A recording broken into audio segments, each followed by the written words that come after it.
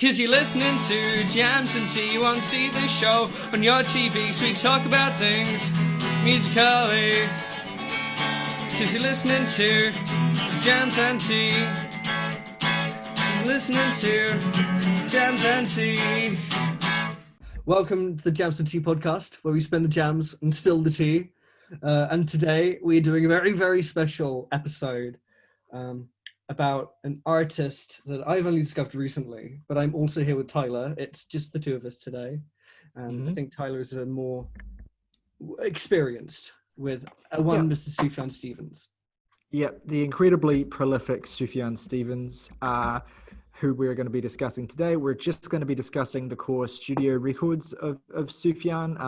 Sufjan scholars will be well aware that he does have a gargantuan amount of material. He has released, outside of the core studio albums, he's released numerous EPs. He has released 2 multi-hour Christmas albums, Songs for Christmas and Silver and Gold, both of which are, if you like Christmas music, they're great, but they also, Sufjan also throws a generous helping of it's Christmas related, but original material features on those, as well as covers of classic Christmas standards.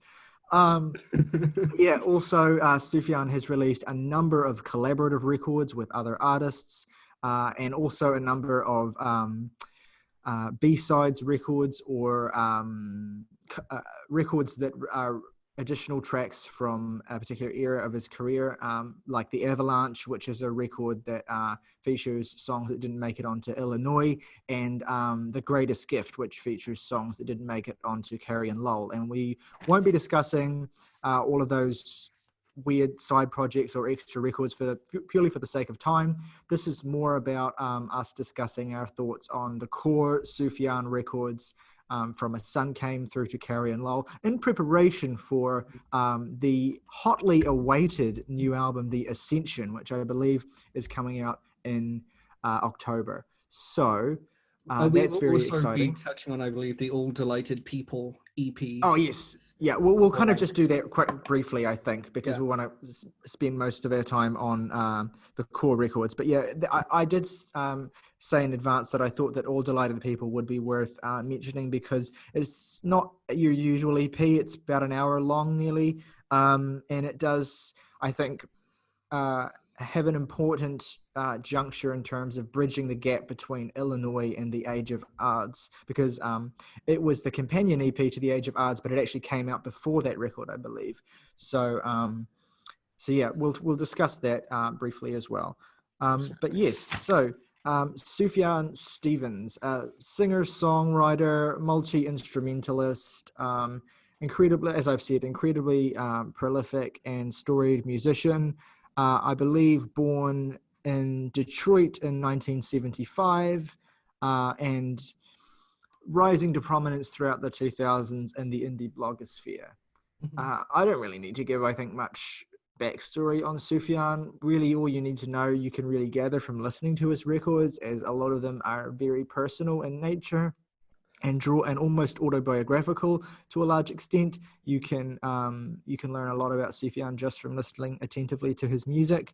And basically, if you're watching this, we presume you have either done that or have enough of an interest in Sufjan to do that. So we'll forego a lot of the backstory and just kind of leap into it, I think. I would just say that, basically, to introduce my general experience of doing this, is just I had first experienced Sufjan, as many people I think did, with the Call Me By Your Name soundtrack. And then I went back to Carrie and Lowell. So I was really surprised going through this how idiosyncratic he can be, and how diverse the palette of genres he pulls from is. Yeah. I'm sure we'll get it onto it, but there's everything from jazz to electronica on these records. Yeah, I think discovering the Call Me By Your Name soundtrack and then listening to Carrie and Lowell would in no way prepare you for the sheer ambition and scope of a record like Illinois, or the Age of Adz for that matter. But yeah, so it'll be exciting to discuss those progressions as they come. All right, shall we get started then with LP1? 2000's A Sun Came. Yes. What is not an auspicious, not an auspicious debut for Sufjan. Mhm. It, it does very much sound of its time. It sounds like a record of demos. It sounds like a record of sketches of ideas. Mhm. Sufjan is very clear. His influences are very clear Mhm. across A Sun Came, and in no way really does he really reach beyond them in any particularly interesting or ambitious way. It feels very Yeah. much like a straightforward attempt at just sort of putting music out there. And yeah, I mean, what did you think of this interesting debut record, Saoirse? I think based on your introduction, I probably enjoyed it more than you did. But with like, I think there are definitely bright spots where you can see the kind of talents he will display later. But there's much more of the kind of things that I found to be problems with some of the later records, but more so. Like there's more interludes that I find kind of pointless. There's very muddy mixes where it's just a lot of very busy instruments. You can't really pick out anything to hold on to. I think, yeah, so like A Winner Needs a Wand and Rake, I thought were kind of enjoyable, but there are also missteps here. It feels a lot like someone making their first album. They don't really have a direction, so there's a lot of ideas on here without a lot of discretion. Yeah. You wind up with a song like Super Sexy Woman, for example. Yep, I was waiting for that one to come up. That is evidently a song made by a Sufjan who doesn't know what Sufjan music sounds like yet. Yeah, he's just kind of trying on a lot of different sort of personalities or styles, I suppose. I mean, I just want to recite some of the lyrics from this song because I think that they're genuinely impressive in how terrible they are. Yeah. She, she's got superhuman lips for super suction. She's got superpower hips for super reproduction. She is super duper smart. I like her for her mind. She'll shoot a super fart, the deadly silent kind. Oh my So god. I mean, there's definitely irreverence is the key here, I think. Sufjan is clearly not taking himself too seriously or even the project too seriously on this debut, you know, which obviously is a double-edged sword. You feel that you're there is a sense of constant performativity here that isn't that feels a little less or feels a little more organic on his later records. Sufjan is clearly trying to carve out what his persona as a musician will be, and there's a lot of uncertainty surrounding that. And I think there's just also a lot of straight experimentation here that just straight up just doesn't pan out. I think that tracks like Demetrius and Rice Pudding, The Oracle Said Wonder, Ya Lael, all absolutely terrible pieces of music that I cannot bear to listen to be honest. That said, there are some decent tracks here. I actually think that the first three tracks, We Are What You Say, Winner Needs a One, and Rake, are pretty good. I think there's an interesting kind of I don't know what the word is, but it's like an arcane sort of medieval feel to them. That kind of does hint at some of the musical interests that he'll have later in the 2000s that I think is quite cool. It doesn't really translate into songs that feel fully formed, and most of those songs do kind of go on for and outstay their welcome. I think, most of the songs I really like here, I almost liked because they reminded me of other music that he was clearly drawing from that I really liked. Like there's some 90s alternative influence on some of the songs, for example, like Jason or something. I even sort of drew comparison to something like Rake, like Nicole Dollanganger at points, or like some Mountain Goats vibe in some places, Neutral Milk Hotel, a lot of Radiohead. One particularly egregious influence that's prevalent on one of these tracks is on the song Kill, where Sufjan, the chorus of this track, I can't remember it word for word, but it basically steals the melody, and the lyrics are almost identical to Elliott Smith's song Roman Candle. Like it's if you look at the two songs next to each other, it's like, holy shit, this is the same song except not as good. That's awful. So it's clear that that Sufjan was pulling from influence like Elliot there, but just hadn't yet found a way to translate it into something meaningfully and noticeably him and distinct. So that's a kind of example, I think. That, I mean, that said, what's interesting, I think, as well about this record in terms of its release is that I don't know, Saoirse, if you heard the remaster of this record, which has 3 additional tracks following the title track at the end of the record. What are they? Hang on. They're Satan's Saxophones, Joy, Joy, Joy, and You Are the Rake. I don't know if the version you listened to had those. The version I listened to, well, it had them, but I listened to the tracks from the original release. But I also listened to Satan's Saxophone, which I have thoughts on. Satan's Saxophone is the single worst piece of music that Sufjan Stevens has ever attached his name to. If it can be called music, which I am, on the fence about. But the funny thing is, the other 2 tracks, Joy, Joy, Joy, and You Are the Rake, are by far better than anything else on the original album. Particularly You Are the Rake, which is a great song. I think Sufjan's first great song, even though it's still a bit rough around the edges. So it's weird that he relegated to the bonus tracks the single worst piece of music he's ever made, and 2 pretty good songs that I have no idea were not on the original album.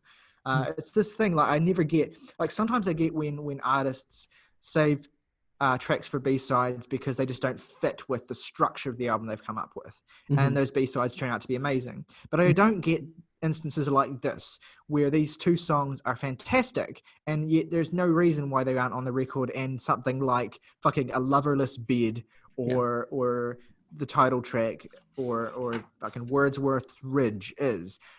There's just, there's so much to dislike about A Sun Came, and it's in such vast quantities that it really, for me, outshines the small few things that are decent about it. And knowing what Sufjan would go on to do for me, I feel no kind of compunction about saying this is a bad album and I don't like it. I just want to say at the beginning, I like Age of Adz a lot. Right. But I do, spoiler for later, I do at points feel it's a bit incoherent and smashing ideas together. That is not to the quantities to which that is true of this record. Right. So, like, listening to this and then going back to Age of Adz again, I have a lot more respect for that record, I think. For sure. Yeah. And I think that Age of Adz is fucking amazing, but we'll get to that when we get to I it. know what you think of that record, Tyler, don't worry. Yeah. It's for our viewers, I think this is very much going to be Saoirse and I going back and forth between one of us saying it's pretty good and the other person saying it's amazing, what are you talking about? But generally I think we're going to agree on most things here. I think so too.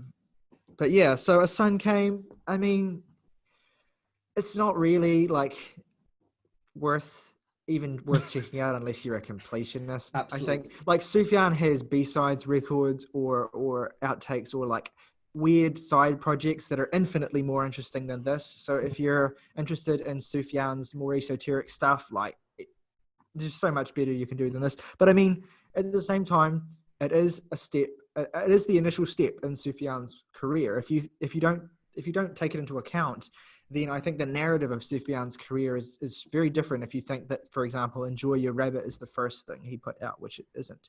But if you disregard A Sun Came, then you miss, I think, what it kind of lays the groundwork for in a very kind of rudimentary way. Yeah, and it makes the direction he went after Enjoy Your Rabbit make a lot more sense. Yeah. If, this came first. Yeah. God, could you imagine being like a Sufjan fan after Enjoy Your Rabbit and then Michigan comes out and like... Well, I'm sure that those people are out there, and we would love to hear from them. If you Absolutely. got into Sufjan in 2001 or 2002 with Rabbit, what did you think when Michigan came out, and what do you make of his subsequent career trajectory? Mm. Okay, was there anything else you want to say about this album? No, I think we covered it pretty well. Yeah, I think we there's really not a lot to say. It is a slog. I don't feel any real reason to be overly kind to it. It's not devoid of ideas, but Absolutely. it's pretty fucking barren for decent stretches. Mhm. So yeah, it's a start. Tracks and ratings. Sure, yeah, definitely.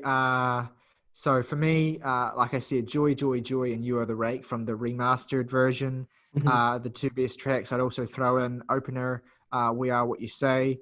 And the worst track here is easily, well, Satan's Saxophones, if you're including the remastered version. But if you don't, if you want to be a stickler for structure and just include the original, then the worst track on that is by far Rice Pudding, which is unbearable. And I give this album a very light 3 out of 10. Okay. I would say my favorite tracks are probably When It Needs the One, Rake, and probably Jason. My least favorite track is Super Sexy Woman, Dumb I Sound Indeed, and I'm gonna give it a 4.5. Fair enough. That's fair. Okay, so we move on to the following year, I believe. Sufjan releases the Glitch album, Enjoy Your Rabbits. So what we see, I think, here primarily is it reinforces more in a much clearer and heavier way than A Sun Came did, Sufjan's relentless interest in musical exploration and experimentation, and still, I think, yet to find his sound, yet to find his identity and personality as a musician, particularly personality, because it's notable that there is very little of Sufjan as a singer or vocalist on this record. It is primarily instrumentals, very heavily electronic, and very heavily glitch inspired. You can see the influence of IDM artists. One particular artist whose influence you can see. I was going to say you can see the influence of Sweet Trip on this record, but weirdly enough, I think that Sweet Trip weren't a thing until after this album came out, which is so funny because their sound, except without the vocals, is on a number of these tracks here. But anyway, it is an interesting record. I think it is certainly a step up from A Sun Came, I think, even if it is still relentlessly bogged down by a lack of focus and a lack of clear ideas. It just happens to be that the sound, I think, is interesting by virtue of being so strange and relentlessly restless. And there are good tracks here, I think. I think that the record starts quite strongly with the kind of glitch overload of Year of the Monkey, and then it has two even stronger pieces with Rat and Ox, both of which I quite like. Then the record dips pretty heavily and for a pretty extended period in its midsection, where I find basically a void of really interesting formed ideas. It's just continuous electronic experimentation. Then the record, I think, does stumble into some interesting ideas with Year of the Dragon and the title track towards the end. It ends a little bit weakly after that, I think. I did write down some thoughts on this for my re-listen. I thought that Year of the Rat had the same kind of epic sweep and grandiose feel that Sufjan would explore more fruitfully on Age of Adz. So obviously, Age of Adz is the obvious comparison point here because that is clearly the record where he returns to some of the sonic ideas experimented here, except they're more fully formed on that record, and they're more well integrated with who Sufjan is as a musician and personality as well on that record. And I think the title track on Age of Adz has the same kind of swinging bombast that feels rooted in a song like Year of the Rat here. And I kind of wish there was a little bit more of that bombast on this album because a lot of it does kind of feel a bit comparatively flat. I think the issue that holds a track like this, a track like Rat, and a lot of these tracks back from really being great is that they feel more like soundscapes than songs. Which, I guess is not inherently bad. Like, there are artists who do that and do it well and make it compelling. But from Sufjan, you do feel like these are kind of sketches of tracks that he has yet to really fully complete with his own vocals or with just something more that feels lacking. Yeah, like I said, the music of Sweet Trip feels rooted in a track like Year of the Ox, which has these nice ringing melodies. As I said, around the midpoint, the record does start to slip with the tracks Year of the Snake and Year of the Sheep, and particularly Year of the Rooster, which is basically interminable and really uninteresting, unfortunately. Like I said, I do think the record picks up with Dragon, which has a lengthy sweep to it that I like. And also the title track, Enjoy Your Rabbit, has this proggy feel to it. Yeah, it's the most conventionally rock sounding, which is a surprise at even this point in the record. Yeah, and I like that. I like the proggy twist there. It kind of hints at an interest in proggier sounds that would be more fully formed on Age of Adz. But yeah, like I said, ultimately a lot of these arrangements feel like Sufjan could have filled them out just by adding vocals, which I think reflects a lack of confidence at this point for Sufjan in the sound. And I often sort of bemoan the use of the word experimental when talking about artists pushing their sound into strange directions, because it sort of reflects, I think, implicitly a kind of lack of faith in the artist's confidence in what they're doing. But that said, the first two Sufjan records do feel experimental. It's clear that Sufjan is experimenting with sounds and just kind of just putting out what he likes. And it's a real ramshackle and roughshod quality that I think detracts from this record in a way which provides a counterpoint to the similarly ramshackle qualities of Age of Adz, which I will go on to argue are purposeful and add to the effect of the record, but just don't work here. Yeah, it's infuriating to me to listen to something that is so experimental, yet so lacking in proper ambition. Yeah, it's like, and Sufjan is talented enough at this point to ensure that there's still stuff here that's fine, but it's not as good as it could be. And that is the most disappointing aspect of Enjoy Your Rabbit to me. I think that's a very good rundown of the record. I think if I didn't have notes, I would really struggle.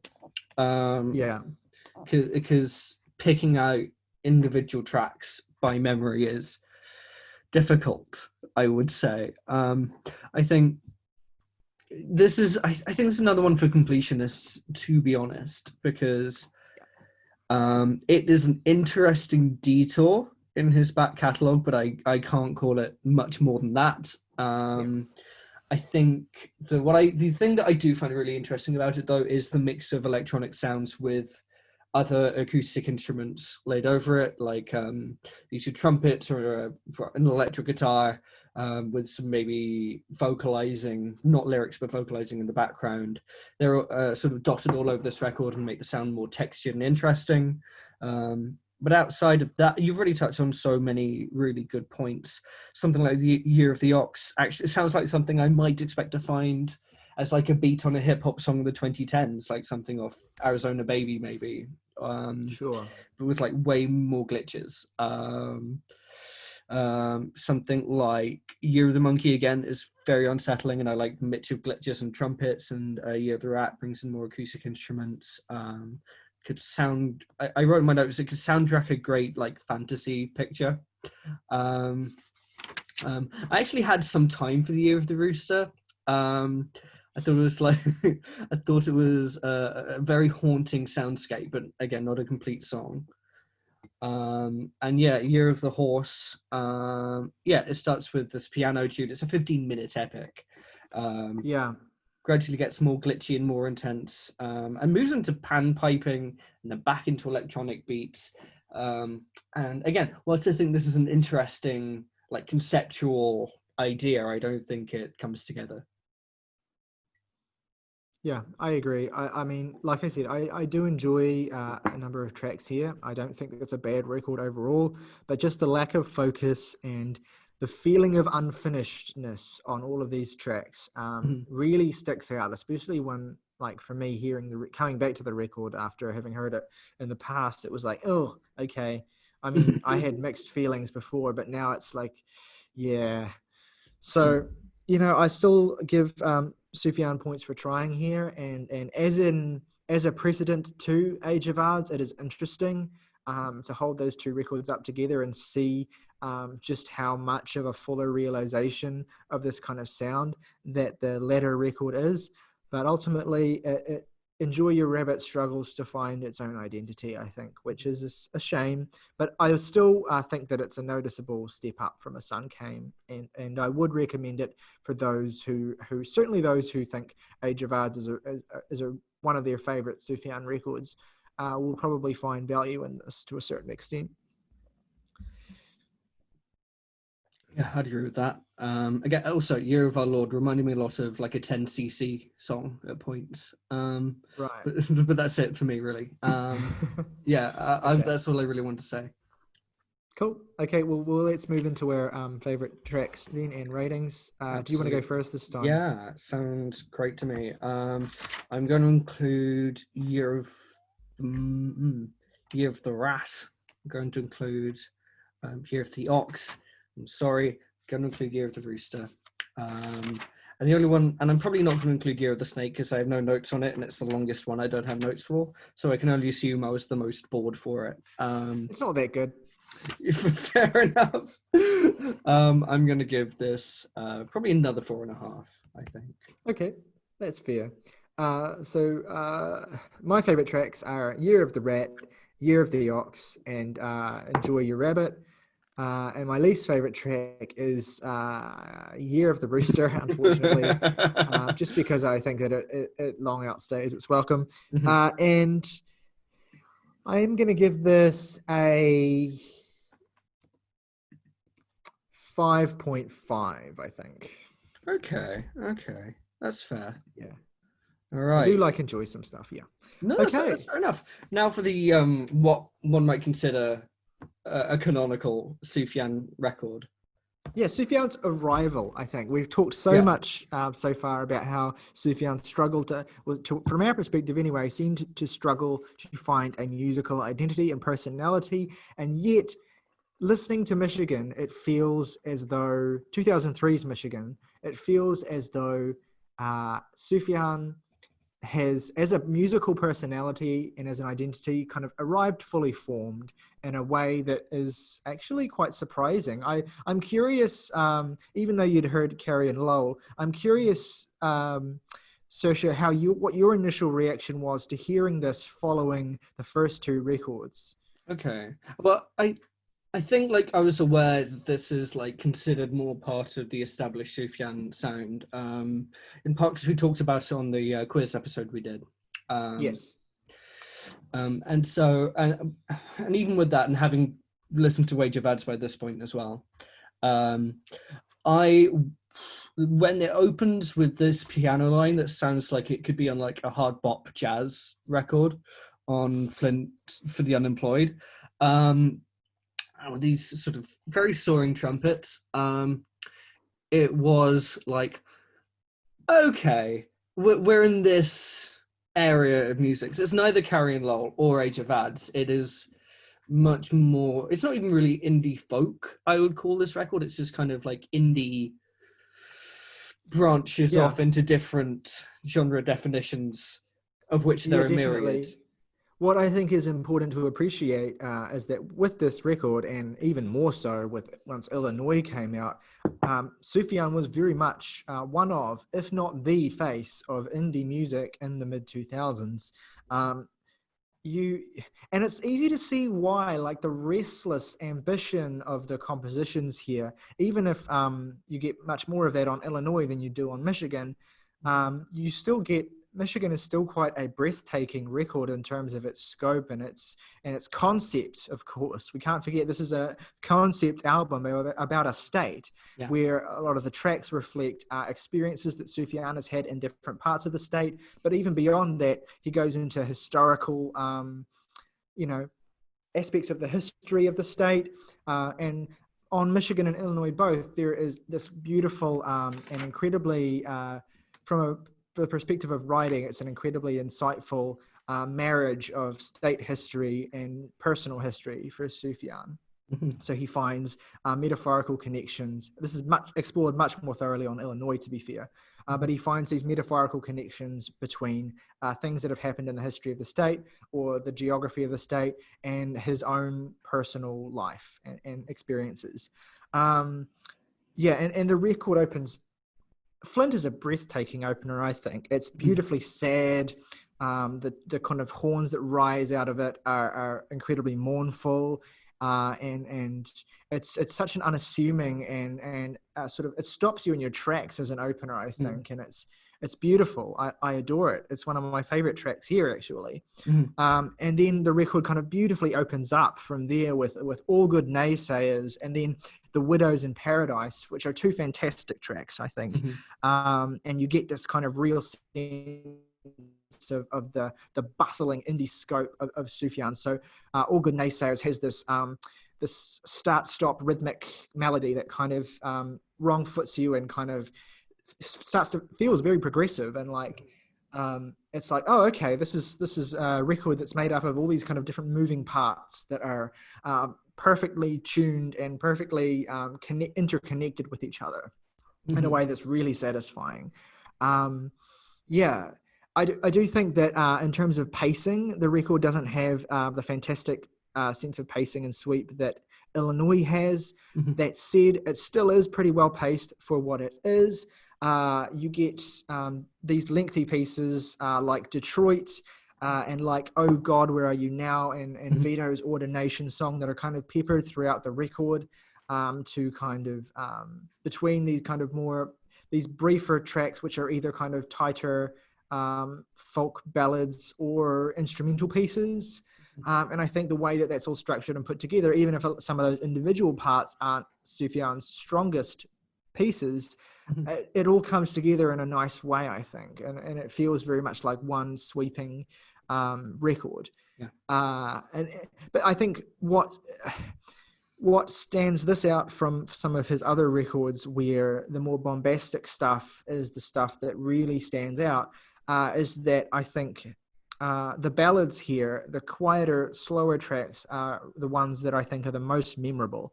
I'm thinking particularly of a song like Romulus, which is just a devastating song about Sufjan confronting the impending death of his mother and a difficult relationship with her, and how that kind of ties into his relationship with his religion.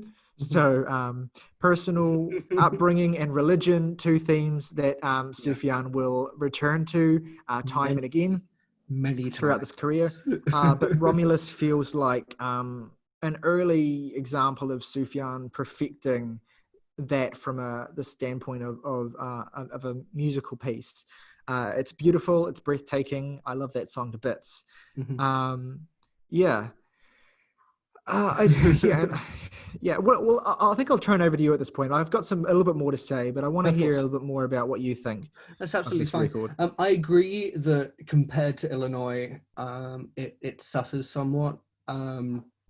Just because, like, I feel like almost every track on Illinois really stands out and it's something unique to say about its concept.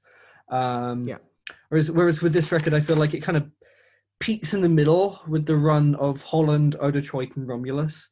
And Oh Detroit being one of my favorite Sufjan Stevens songs. I think it's 8 minutes, and I'm not always here for the longer Sufjan cuts, but it is 8 minutes. It is insane, and you get people, like, you get this chorus in the background. I think on later records they're called like the Illinois chorus, being like just chanting stuff like "feed the whores, industry." I love how it starts with this kind of really plaintive sort of glockenspiel melody, and it just kind of builds and builds from there, and you get that sort of start stop melody that with with the blaring horns that Sufjan uses to push the melody forward on so many tracks here and on Illinois as well. That's just such, when you hear that, it's like, oh, that's Sufjan's sound. That those kind of blaring horns doing this kind of syncopated melody. And I feel like his use of like syncopated, almost like Ryan Gosling and La La Land style piano is utilized best here than it is elsewhere on the record. There are songs like They Also Mourn Who Do Not Wear Black uses similar stuff to lesser effect. Similar ideas come back on Illinois actually with the piano, and I think they used really well there, but I think they used best on this record here. But my point is that even though I think there are lots of great songs outside of this 3-track run, I think a lot of the ideas that make these 3 tracks really great are kind of recycled and used again on other points of the record, much less cohesively, and much less successfully. So I often feel like I'm just listening to Sufjan aesthetic soup. Right, I get that. I do get that. I do think, for example, the song like "Oh God, Where Are You Now" does kind of outstay its welcome a little bit at pushing 9 minutes. And I still really love that song.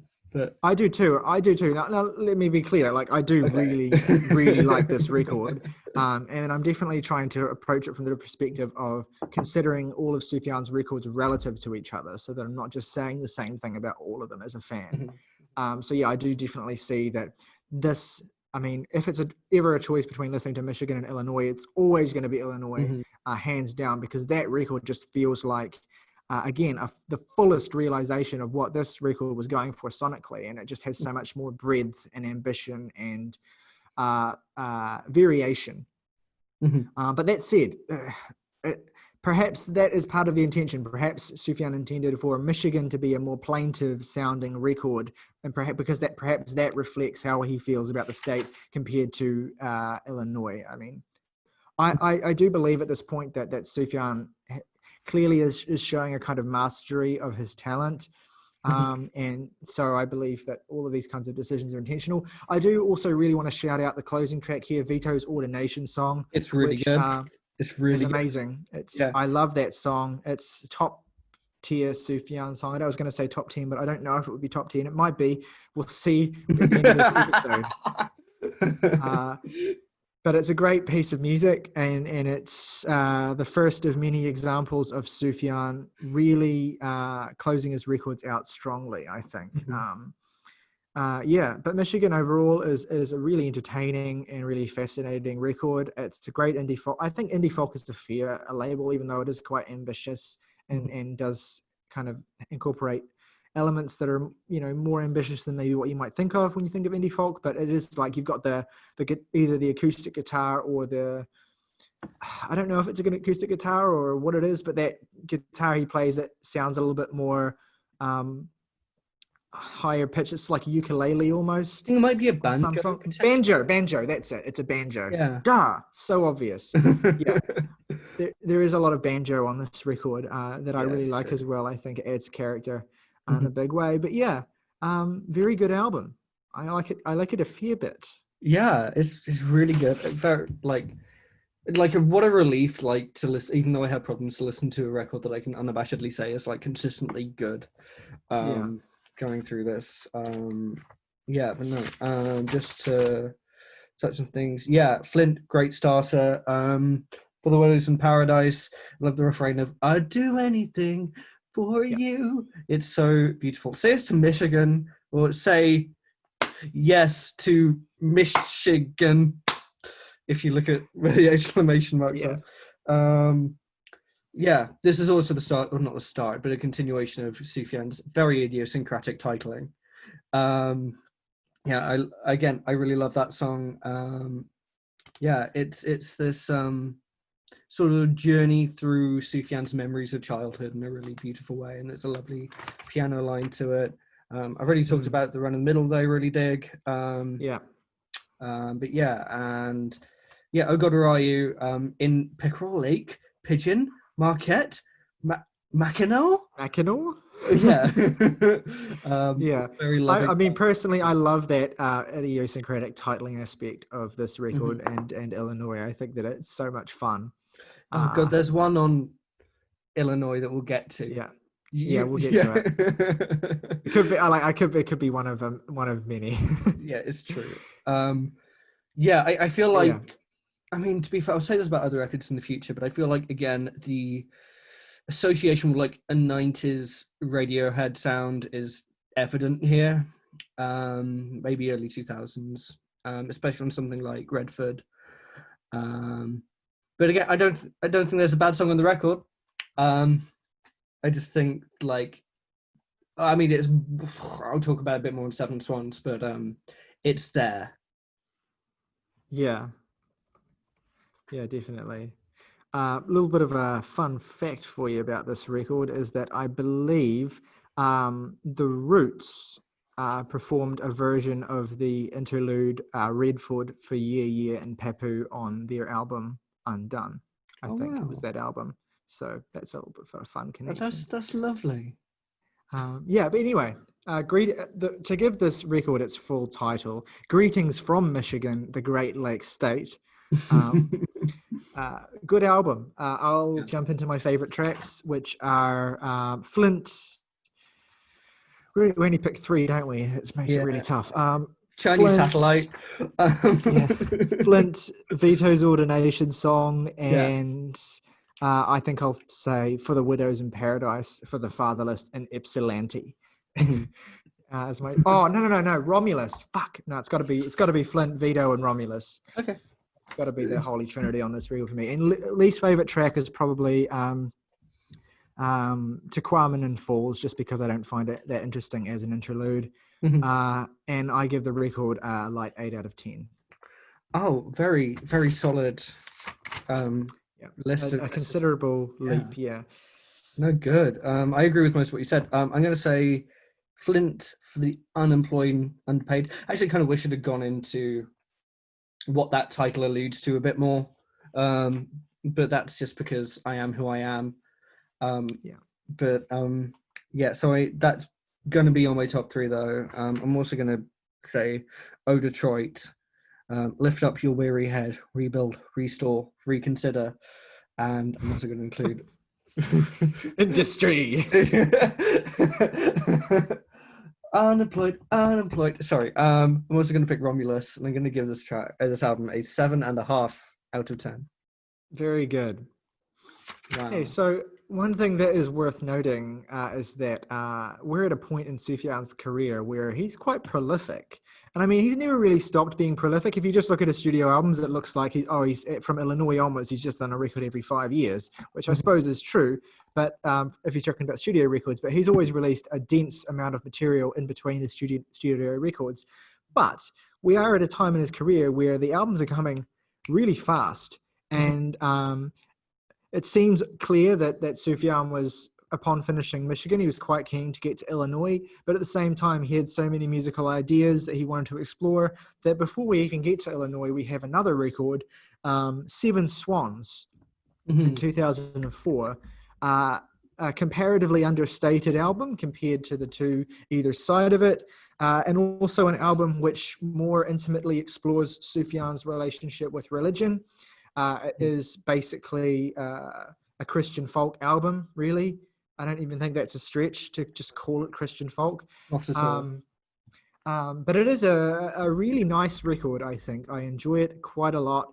I think it has a lot of great songs on it, even if it doesn't, to me, add up to the compelling whole that the two either side of it do. I think that the highlights are undeniable. It's just, with the exception, I think, of the song Sister, which has a heavy use of electric guitar. Most of the tracks here are just Sufjan with his banjo or acoustic. And he does manage, to his credit, to string a lot of really wonderful melodies and subtle but colourful arrangements out of that. Opening track, All the Trees of the Field Will Clap Their Hands, is a nice understated introduction to this record, which is quite melodically simple but kind of eases you in beautifully. I really like the, it's repetitive, but I really like the way that In the Devil's Territory takes this simple motif and just kind of like slowly builds it throughout the track and fills it out with this great sense of atmospheric space, which I really, really like. In fact, I do tend to like the tracks here. I mean, this is probably quite predictable for me. I do tend to like the tracks here that explore the musical idea a bit more, and let things kind of breathe a bit more compared to some of the shorter tracks, which I think are good, but don't always kind of stick around in my memory as much as the longer tracks do. That said, one of the shorter tracks that I really like is To Be Alone With You, which is very simple, but just kind of gorgeously beautiful. And I really dig it. Yeah, and also the last couple of tracks, the title track and the Transfiguration, are these kind of big sort of, again, still fairly straightforward within this comparatively, but they have their own kind of sense of scope to them musically that I quite like. It's a very simple album, but it's a very personal album, but it doesn't deserve to be overlooked. I think it has a lot of highlights, and I can understand the desire to release it at this point in Sufjan's career, so that rather than double billing Michigan and Illinois and making it look like this sheer state ambition is his sole focus, it makes sense to have this kind of this little record in between them, adding a little bit of extra dimension to Sufjan's burgeoning sound. What do you think of this album, Sergio? So my journey with this album's interesting, because when I first listened to it, it was like my favorite thing I'd listened to by Sufjan out of those first 4 records. But something that I found doing this podcast again and again is a really great tell of the albums that will stick with me, irrespective of what I think of them on the first listen, is when I sit down to write up my notes, how much do I actually get out of them, putting that amount of thought into it. And that's always been a great barometer of, is the album am I gonna keep coming back to it? And even though I thought this was sort of, out of this and the 2 albums that bracket it, this was like my favorite one, I got way less out of it when I sat down to really interrogate it and write down my thoughts. I still think it's really good. I think that sort of the Bends to OK Computer influence is really there, more so than it was on Michigan. I really enjoyed the Dress Looks Nice on You, which we haven't really talked about yet. I like that track too. Yeah, I love the refrain of "I can see a lot of life in you," and we see the style of vocal mixing of incessant double tracking with Sufjan would do, really come into the fore on this record, and it would stay there. It's always or often double tracked whispered vocals as well, which just kind of gives them this real sense of intimacy, like Sufjan is whispering the songs into your ear. I do like that aspect, which would, especially for me later, become really compelling on the sort of more lo-fi aesthetic of Carrie and Lowell. Definitely. Like when you are double tracking whispered vocals often into your iPhone, it really brings that sense of intimacy, but we'll get onto that. You've already touched on a lot of the really good songs, so I'm going to be a bit more brief than usual. I too love the vibe of Sister. It's got this sort of spacey, airy quality, but with these electric guitars coming in. And it's got this 4.5 minute opening before vocals come in that make it very compelling. Something like something like Size Too Small is maybe the closest to what would later be a signature sound that this record touches on. A sort of a sound that would be built upon and developed. We Won't Need Legs to Stand is one of the more instrumentally, sonically, tonally diverse, texturally diverse songs on the record. And the Transfiguration, very directly religious, it says in the title. And of course, Seven Swans, the title track, and and the previous track, is really great too. But I think overall, the fact that this is such an intensely religious record was somewhat of a stumbling block for me. It's not like I'm not interested in religion, but I'm not exactly educated in it. A lot of the religious allusions in Sufjan's career do tend to go over my head, and this record is so thick with it that maybe I just didn't connect with it on that level. On some of his other tracks where he talks more just about the idea of religion through metaphor connecting to other parts of his life, I sort of maybe gravitated to more. Yeah. No, that's fair. I think I broadly agree as well. There are tracks later in Sufjan's career where he talks directly about God, or seems to be talking directly about God. Is the Sufjan song about God or about being gay? Who knows? Potentially both. Yeah. Yes, yeah, and that kind of becomes that meme becomes, I guess, more justified as Sufjan's career goes on. But yeah, and I do find songs where he kind of explores his relationship with religion in a more multifaceted way from the perspective of writing to be a little bit more engaging, because I get a little bit more out of them, and compared to the songs which are just really straight faced, just like God is great, which is, you know, happy for you. I'm glad you got this part of your life, Sufjan. Yeah, but Sufjan manages to get that message across later in his career in songs that are more multifaceted and more lyrically, I think, dense and interesting than most of the tracks here. Like I said, very much Sufjan attempted to go straight Christian folk record, which is not to say this is a record that is devoid of individuality or personality or personal aspects. It's not.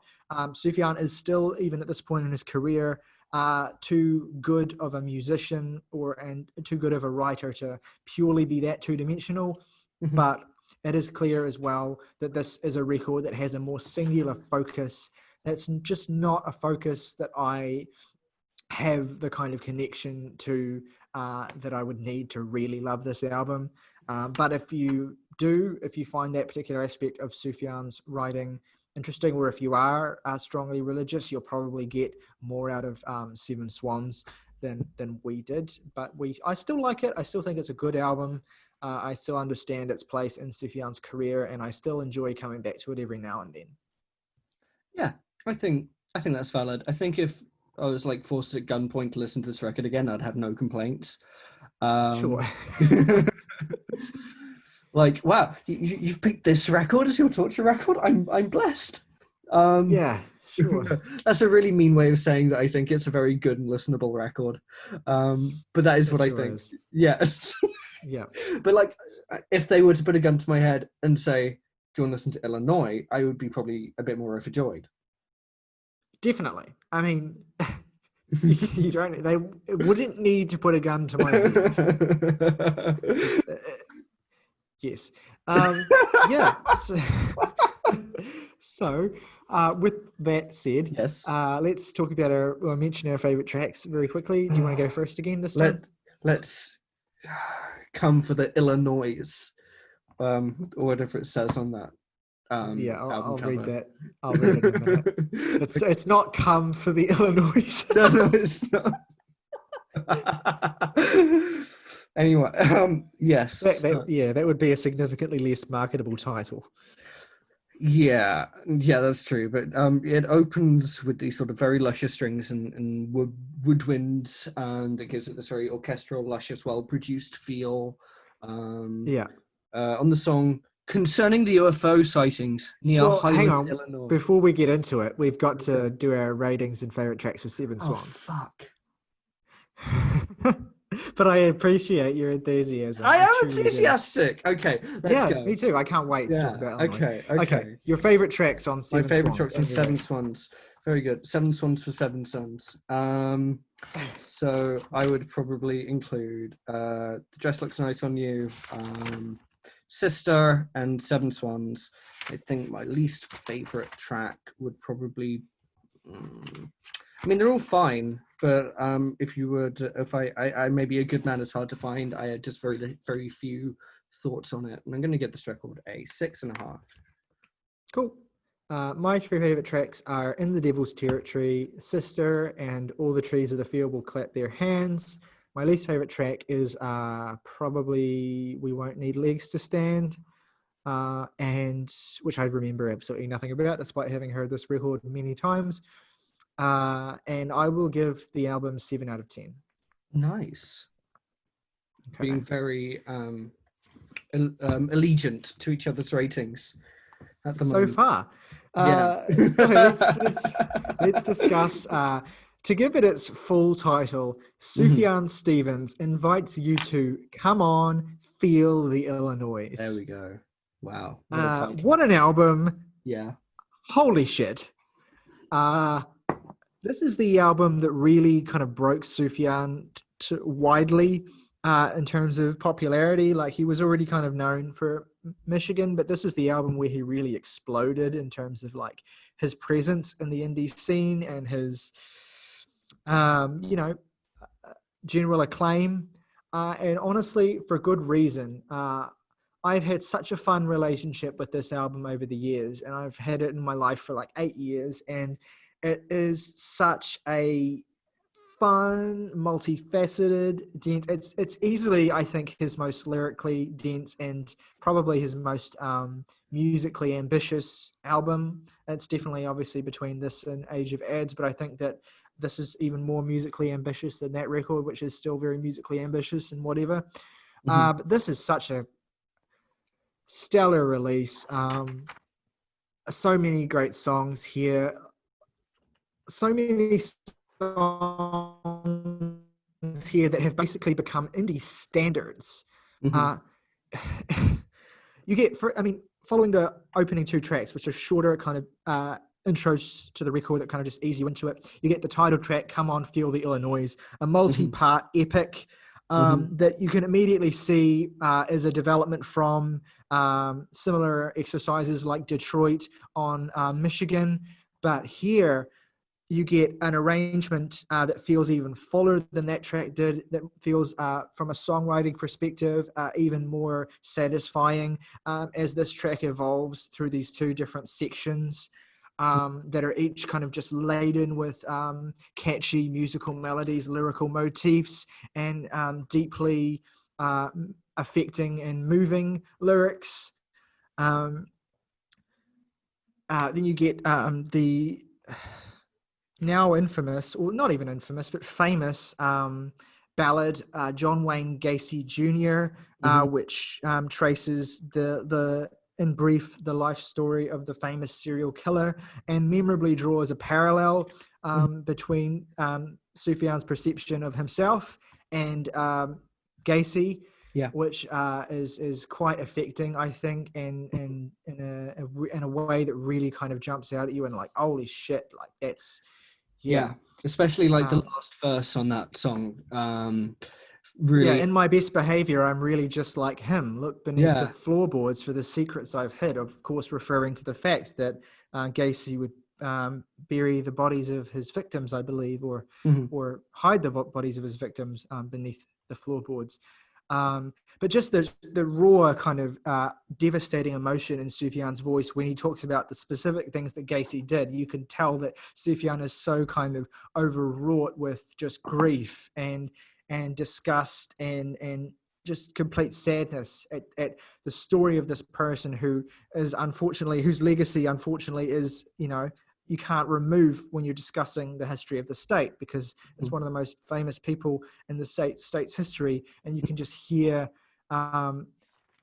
it's just such an overwhelmingly emotional song. One of the things I like about the record, though, is how that attitude is kind of all over the record. In many different, like the second track, it's just like an interlude, but it's called like the Black Hawk War, or I'm not going to say the whole thing, but it doesn't even really have lyrics, but the title brings you back to this like horrific event right at the start of the state's history. And even then there's the words, how to demolish an entire civilization and still feel good about yourself in the morning, or we have to we apologize for the inconvenience, but you're going to have to leave now, or I have fought the big knives and will continue to fight them until they are off our lands. these three different interpretations or like ways of framing this horrific event in this title that are both completely different to each other and kind of reflect the history instilled by the victors or the colonizers versus the reality. And that's kind of quite neat. That I don't know necessarily. I mean, I think it's cool that he kind of puts all that in the title of a song that really in itself wouldn't suggest that. Absolutely. What it gives the impression of is a Sufjan who is so kind of overwhelmed by how much he wants to kind of cover with this record that it's kind of spilling into the track listing itself.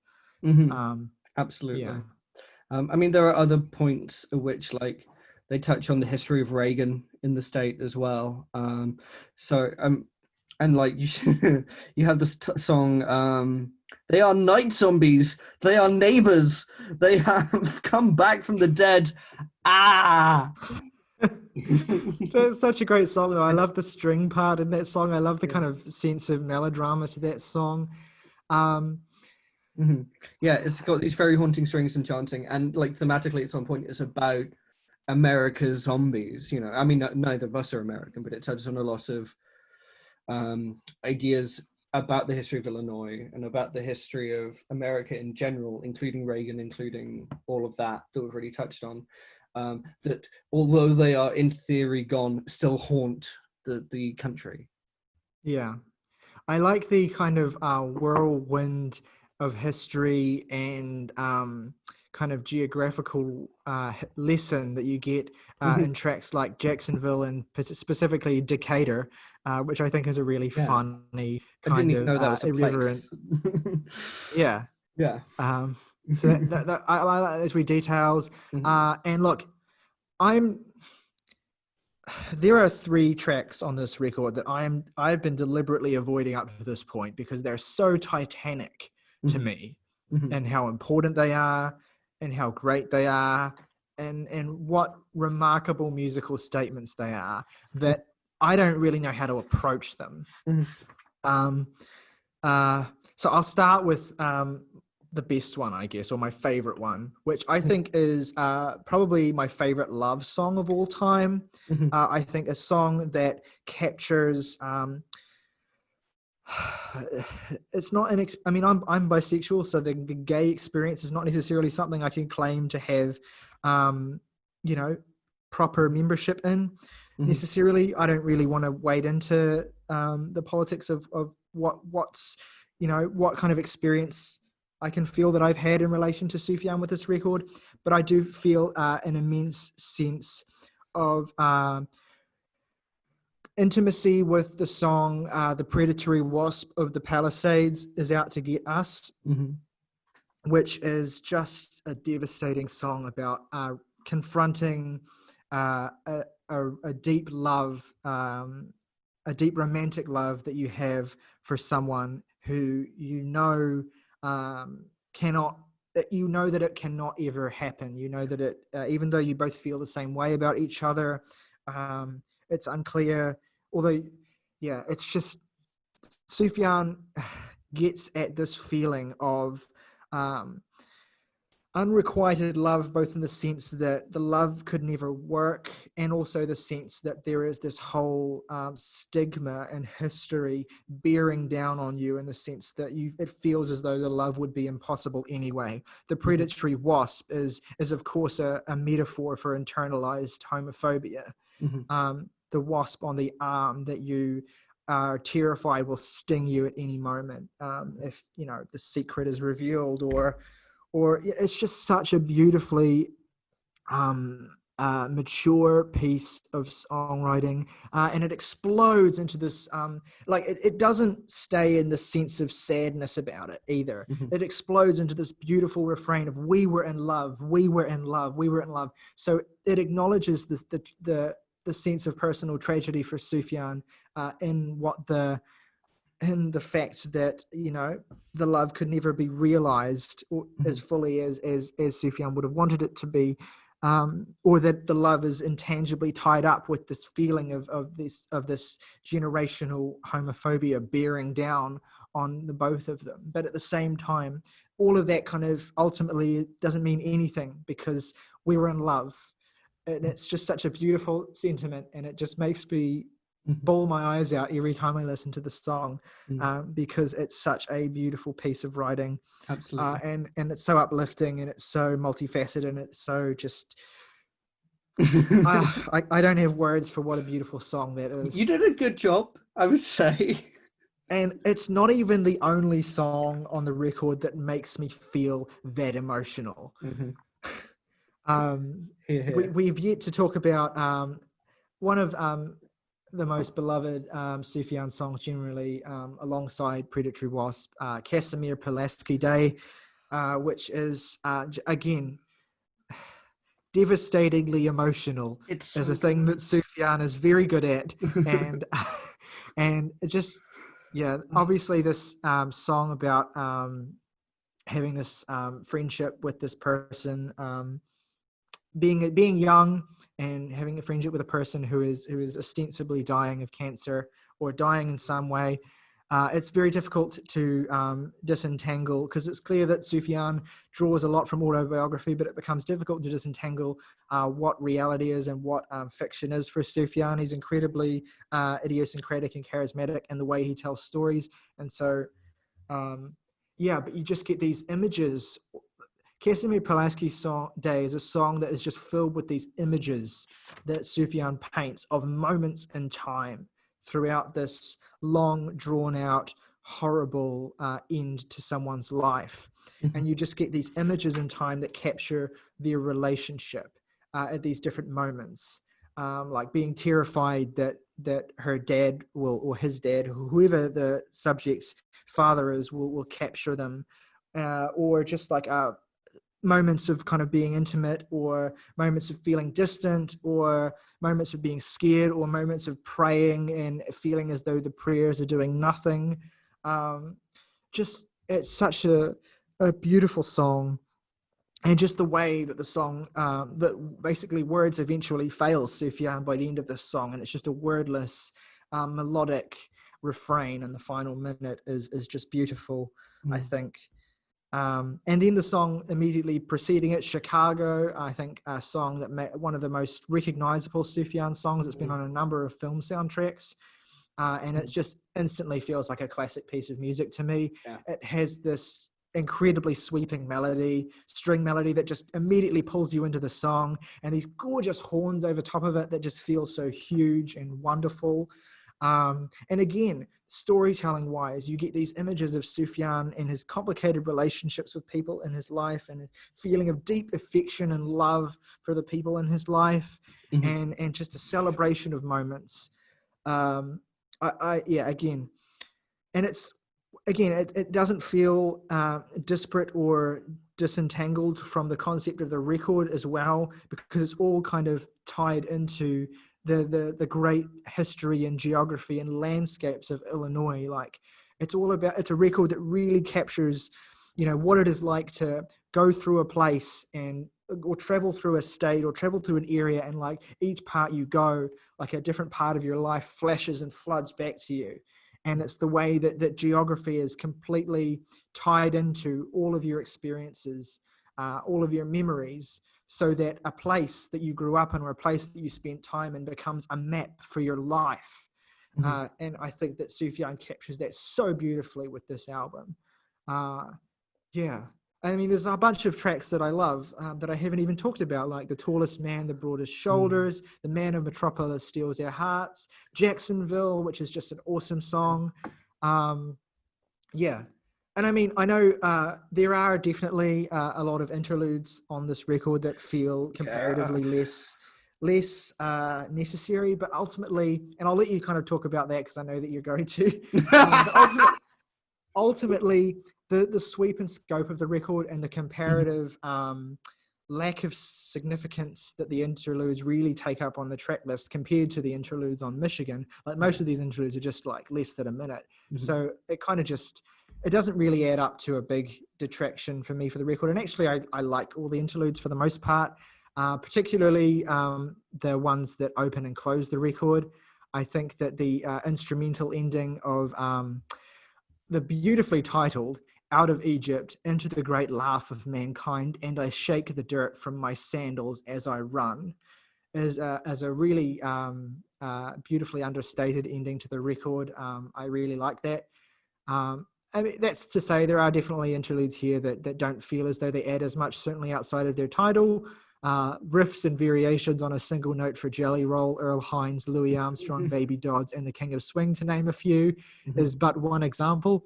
But ultimately, like I said, it really doesn't bug me. I just put this on. I don't necessarily pay attention to the track listing. I just let it wash over me. And it's a really cohesive experience, I think, for the most part.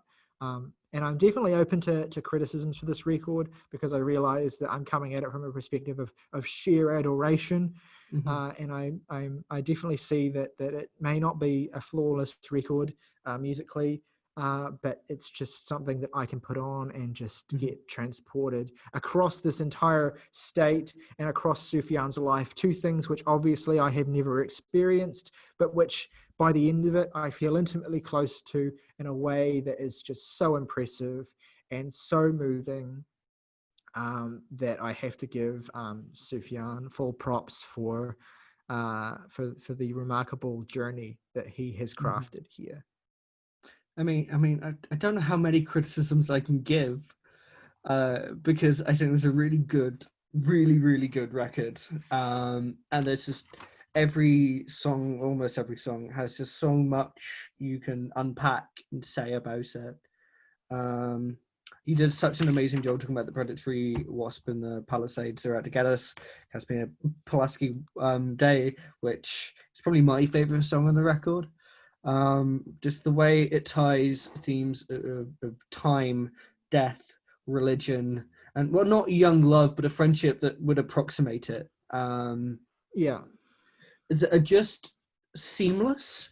How it starts with this girl dying and the father falling into a massive despondency, and then pulling the time back to the beginning of the relationship and seeing how it was just such a beautiful juxtaposition, and the themes are all just interwoven, and the images he conjures up, possibly visions, are astonishing. Go Chicago Go Yes maybe is the hookiest song on the record.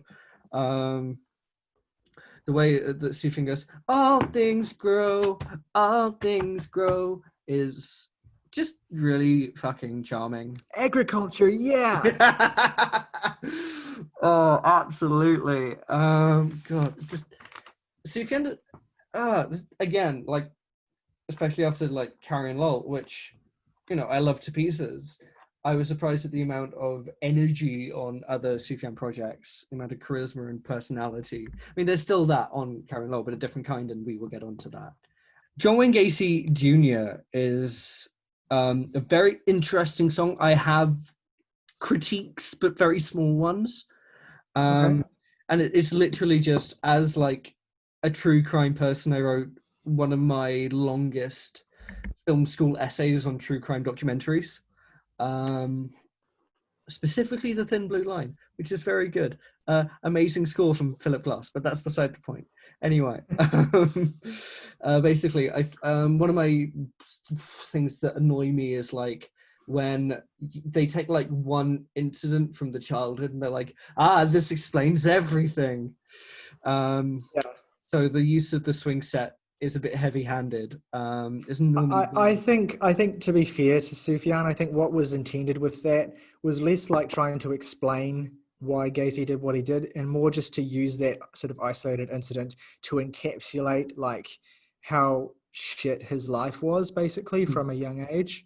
Sure. But I agree. Good, and also that's really good. The contextualization of his childhood.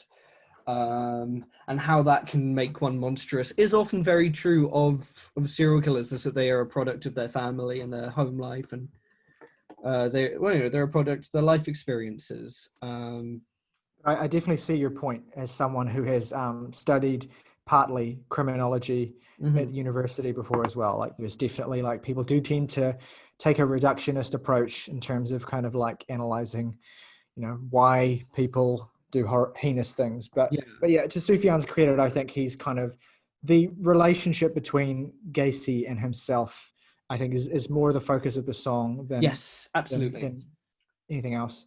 Yeah, I totally agree, and I think that that's really well explored. There was an interview with Sufjan where he said that he thought that we all have what John did in us, and I think that that's a pretty bold take to have. One I don't necessarily agree or disagree with. I don't really have a take, but I think this really well explored in the song and expressed beautifully with the lyrics. I agree that the title track is very fab. We get more of that jazzy piano we touched on with Detroit coming in. In some ways, all of these tracks feel like a reprieve of some of the best elements of that song. Some of the lyrics remind me of Blue Velvet in a way, of this very shiny exterior with this like moral heart of darkness at the center of it. Yeah, one thing I really want to highlight about the title track, which I don't know, I spent so much time on the more emotional songs that I don't know that if I highlighted what a masterpiece I think that the title track actually is I like the way that it kind of, Sufjan talks about his process as an artist in this song, and also like the way he feels about wanting to create a work that broadly captures what Illinois is while staying true to himself as a person and writing music that he feels reflects who he is artistically. And that's captured in the lines, even with the rest belated, everything is antiquated. Are you writing from the heart? Are you writing from the heart? Yes. Even in his heart, the devil has to know the water level. Are you writing from the heart? Are you writing from the heart? So this, this preoccupation with and self-awareness of his limitations, and also with reckoning with kind of the admittedly huge scope and ambition of what he's trying to do with the record is acknowledged here. And I also like the line earlier in the song, cannot conversations cull United Nations? If you've got the patience, celebrate the ancients. Cannot all creation call it celebration? Or United Nation, put it to your head. I like those lines as well. He's just so he writes so lyrically on this record, and you really get swept up in it, and I think that's kind of intentional, that kind of epic sweep to the writing. I agree, and I think your interpretation of the part 2, Carl Sandburg visits me in a dream, is really on the money. Carl Sandburg, a famous poet, I think, basically comes to Sufjan as just like, even if you're expressing darkness, make sure you're expressing it with truth. And then the next track is John Wayne Gacy Jr., so I suppose he did that. So I thought that the juxtaposition of those two tracks were really interesting in that way. I agree that Jacksonville and Decatur are highlights of the first half of the record. Decatur, or round of applause for your stepmother. I think I might sound like a bit of a hypocrite later for saying this now, but I tend not to like it when music invites you to read an artist's life details into it that you'd have to know already. So some of the readings I saw of the song was just like, it's all about a stepmother. Hey, I'm like, no shit, but also like I want to bring my own experience to this song and not just Sufjan's. But I think later work of his does that really effectively, but I also think the song stands up really well by itself as just a song about a relationship with a parental figure. I love the song We Go Riding on the Abolition Grain Train. Sort of, and the whole song is filled with these historical allusions thrown in offhand in a very witty and punny way. In a way that Sufjan does in general very strongly.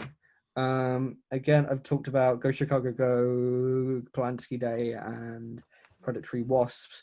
I really like the song The Man in Metropolis Steals Our Hearts. I love what it does with the Superman mythos. I think Sufjan understands Superman better than Zack Snyder does. Unquestionably. Yeah. And I love the way that the song transitions from describing the landscape of Illinois into Superman as if they were one and the same thing.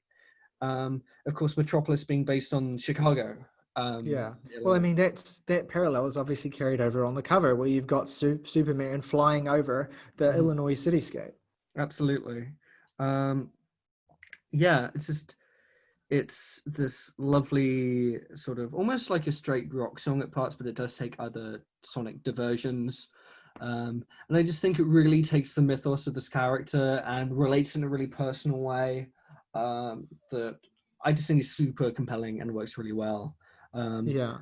I've talked about already the They Are Night Zombies. I think that's a standout as well.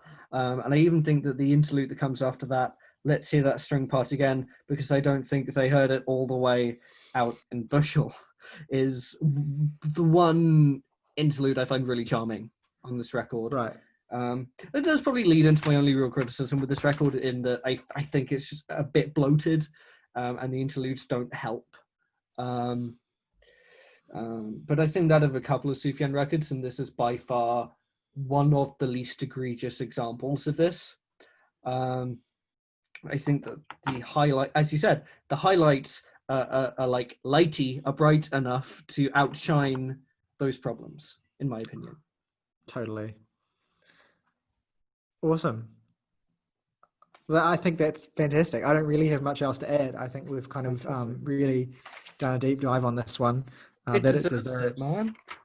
Yeah, completely. Yeah.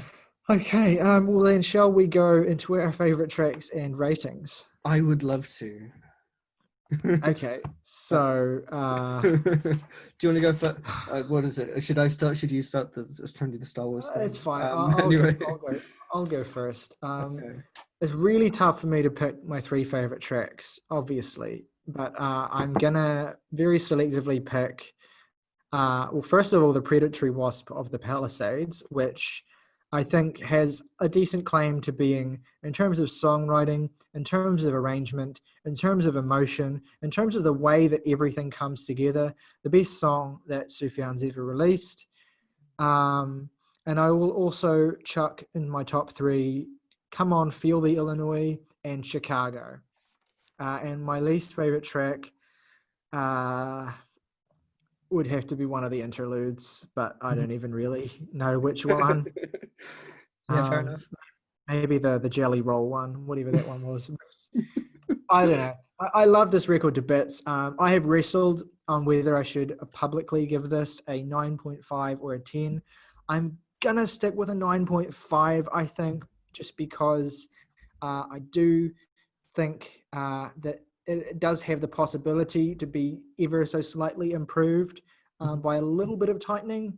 But there's no real point when I'm listening to this that I want a different track to start or anything like that. I enjoy the holistic experience of Illinois, and I think it's basically flawless, really.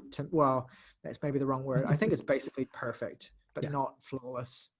Mm-hmm. That makes sense, I think. They're fab. Yeah, so I would probably also say the Predatory Wasps, Cosme Pulaski Day, and John Wayne Gacy Jr., which, although I had a very minor reservation about, I still think is a standout, brilliant song. And I'm going to give this record an 8.5 out of 10. The Fellini special. In fairness, this is very much Sufjan's 8.5. Oh yeah, like lots of partying, very freeform, big, come see the Illinois, Definitely. Okay, so before we kind of move on to the next project, I want to give a little bit of context to what kind of happened in the interim, because there's a bit of a significant gap here, the first significant gap in our discussion. So in 2006, Sufjan released The Avalanche, which on the cover, it tells you are outtakes and extras from the Illinois album. It is a very good record. It is well worth listening to. I would strongly recommend it if you like Illinois. There are lots of great tracks on here that didn't make Illinois, but are still really great songs in their own right. There's an awesome acoustic version of Chicago on here that I highly recommend. In fact, there are multiple different versions of Chicago on the Avalanche that are all really interesting in their own ways. And there are just classic Sufjan songs like the title track, Adlai Stevenson, No Man's Land, Pittsfield, just a bunch of really great songs on the Avalanche. So it is well worth checking out, even if it doesn't really warrant its own section, I think, in this video, because it's very long and it's not like, it is bloated, but it still has lots of good stuff on it. Sufjan also created in 2009 a record called the BQE, which, to be all honest, fake Sufjan fan, I actually haven't heard this. It is a modern classical film score, from what I can tell, to a project that I'm not familiar with. But anyway, it's this big Philip Glass influenced score record that has a lot of, it has its fair share of fans and looks really, really interesting. One of the big Sufjan gaps for me, but I'm sure that it's great. And what else was, so obviously, as I alluded to earlier in this video, in 2006, the year after Illinois, Sufjan released Songs for Christmas, his first of the two so far Christmas records. It is 2 hours long. It goes through multiple different movements, mostly featuring covers of standards, but also delightful Sufjan originals such as Come On, Let's Boogie to the Elf Dance, and That Was the Worst Christmas Ever. And let's not forget the unforgettable Get Behind Me, Santa, which Sufjan's sense of humor is all over Songs for Christmas, as is his devotion to Christianity and his absolute obsession with and adoration of Christmas as a concept, which I will add is not a blind adoration on moments on Songs for Christmas, and more so on the second Christmas record, Silver and Gold, which I'll allude to after we discuss Age of Adz. Sufjan does take a more critical eye to what Christmas is as a concept, how it has been commodified, how it has been basically played with and evolved and stolen and remixed, and basically the torrid evolution Christmas has had across millennia is basically something that Sufjan is conscious of and touches on at certain points as well. So you get, it's like reading a short story collection from a great novelist, basically. Those are good records. And I think one thing that would be cool to do actually is cull down a selection of the best tracks from both of the Christmas records into a single album, because I think that would be an awesome experience. But they are definitely exercises in excess. But Songs for Christmas, while I prefer Silver and Gold to Songs for Christmas, they're both cut from a very similar cloth. And if you enjoy one, you'll enjoy the other. And if the idea of multi-hour Christmas records does not appeal to you, then certainly steer clear. I'm trying to think if Sufjan did anything else during the interim that would be worth noting. I think I'm just going to wait until like I'm living alone and I own a cat and I have to just have a Christmas with my cat. And then, just go through. Yeah, I totally, like, I have had Christmases where I just put this on in the background during the day, and it's just it just adds so much to the vibe. Anyway, 2010 arrives, and we get the All Delighted People EP, which is deliberately labeled an EP on the cover, so that there can be no doubt and no confusion as to what exactly this 59-minute project is. I need a meme where it's like one hand is Kendrick Lamar, the other one is Sufjan Stevens, and it's full-length EPs in the middle. Yeah, definitely. So I think it's clear why Sufjan labeled this an EP rather than say like a side album, because I mean there are comparatively like there's a small number of tracks here. I mean one track exists in two different forms here, for example. So it's clearly just like a small assortment of ideas. It just so happens that a number of these ideas are incredibly expansive and ambitious. But at the same time, there is a tether here to the indie folk and the sort of bustling folk roots of Illinois that is, shall we say, less clearly visible when you get to Age of Adz. So, for example, the title track here, which exists in two versions, and I think there's basically no one is going to argue with my perspective that the original is the superior of the two. Even though the classic rock version is decent, I think the original version of All Delighted People is one of Sufjan's coolest songs. It is this multifaceted 11-minute arrangement. It goes through these different sections. It feels very proggy. It feels like, and I mean, it's not the only track that delves into notions of prog here.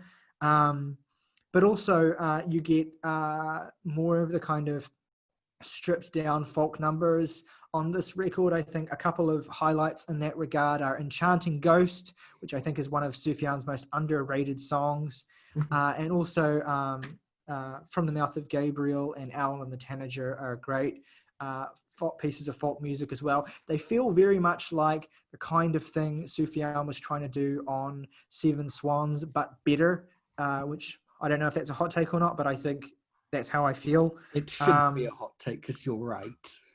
Yeah.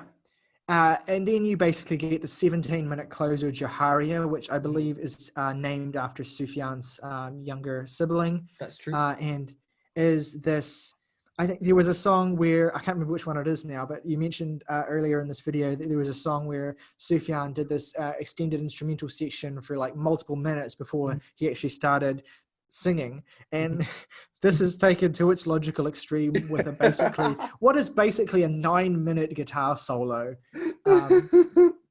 with these kind of ghostly wails over the top of it, repeating this refrain of the title name before the song actually starts, and it's bombastic, it's over the top, it's excessive.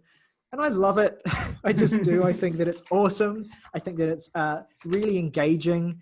I think that it's clear that Sufjan is settling into this mold now of these longer, more multifaceted and more densely eclectic instrumental pieces that he kind of showed an interest in exploring with Enjoy Your Rabbit, but just didn't really have the focus or the technology to do at that point.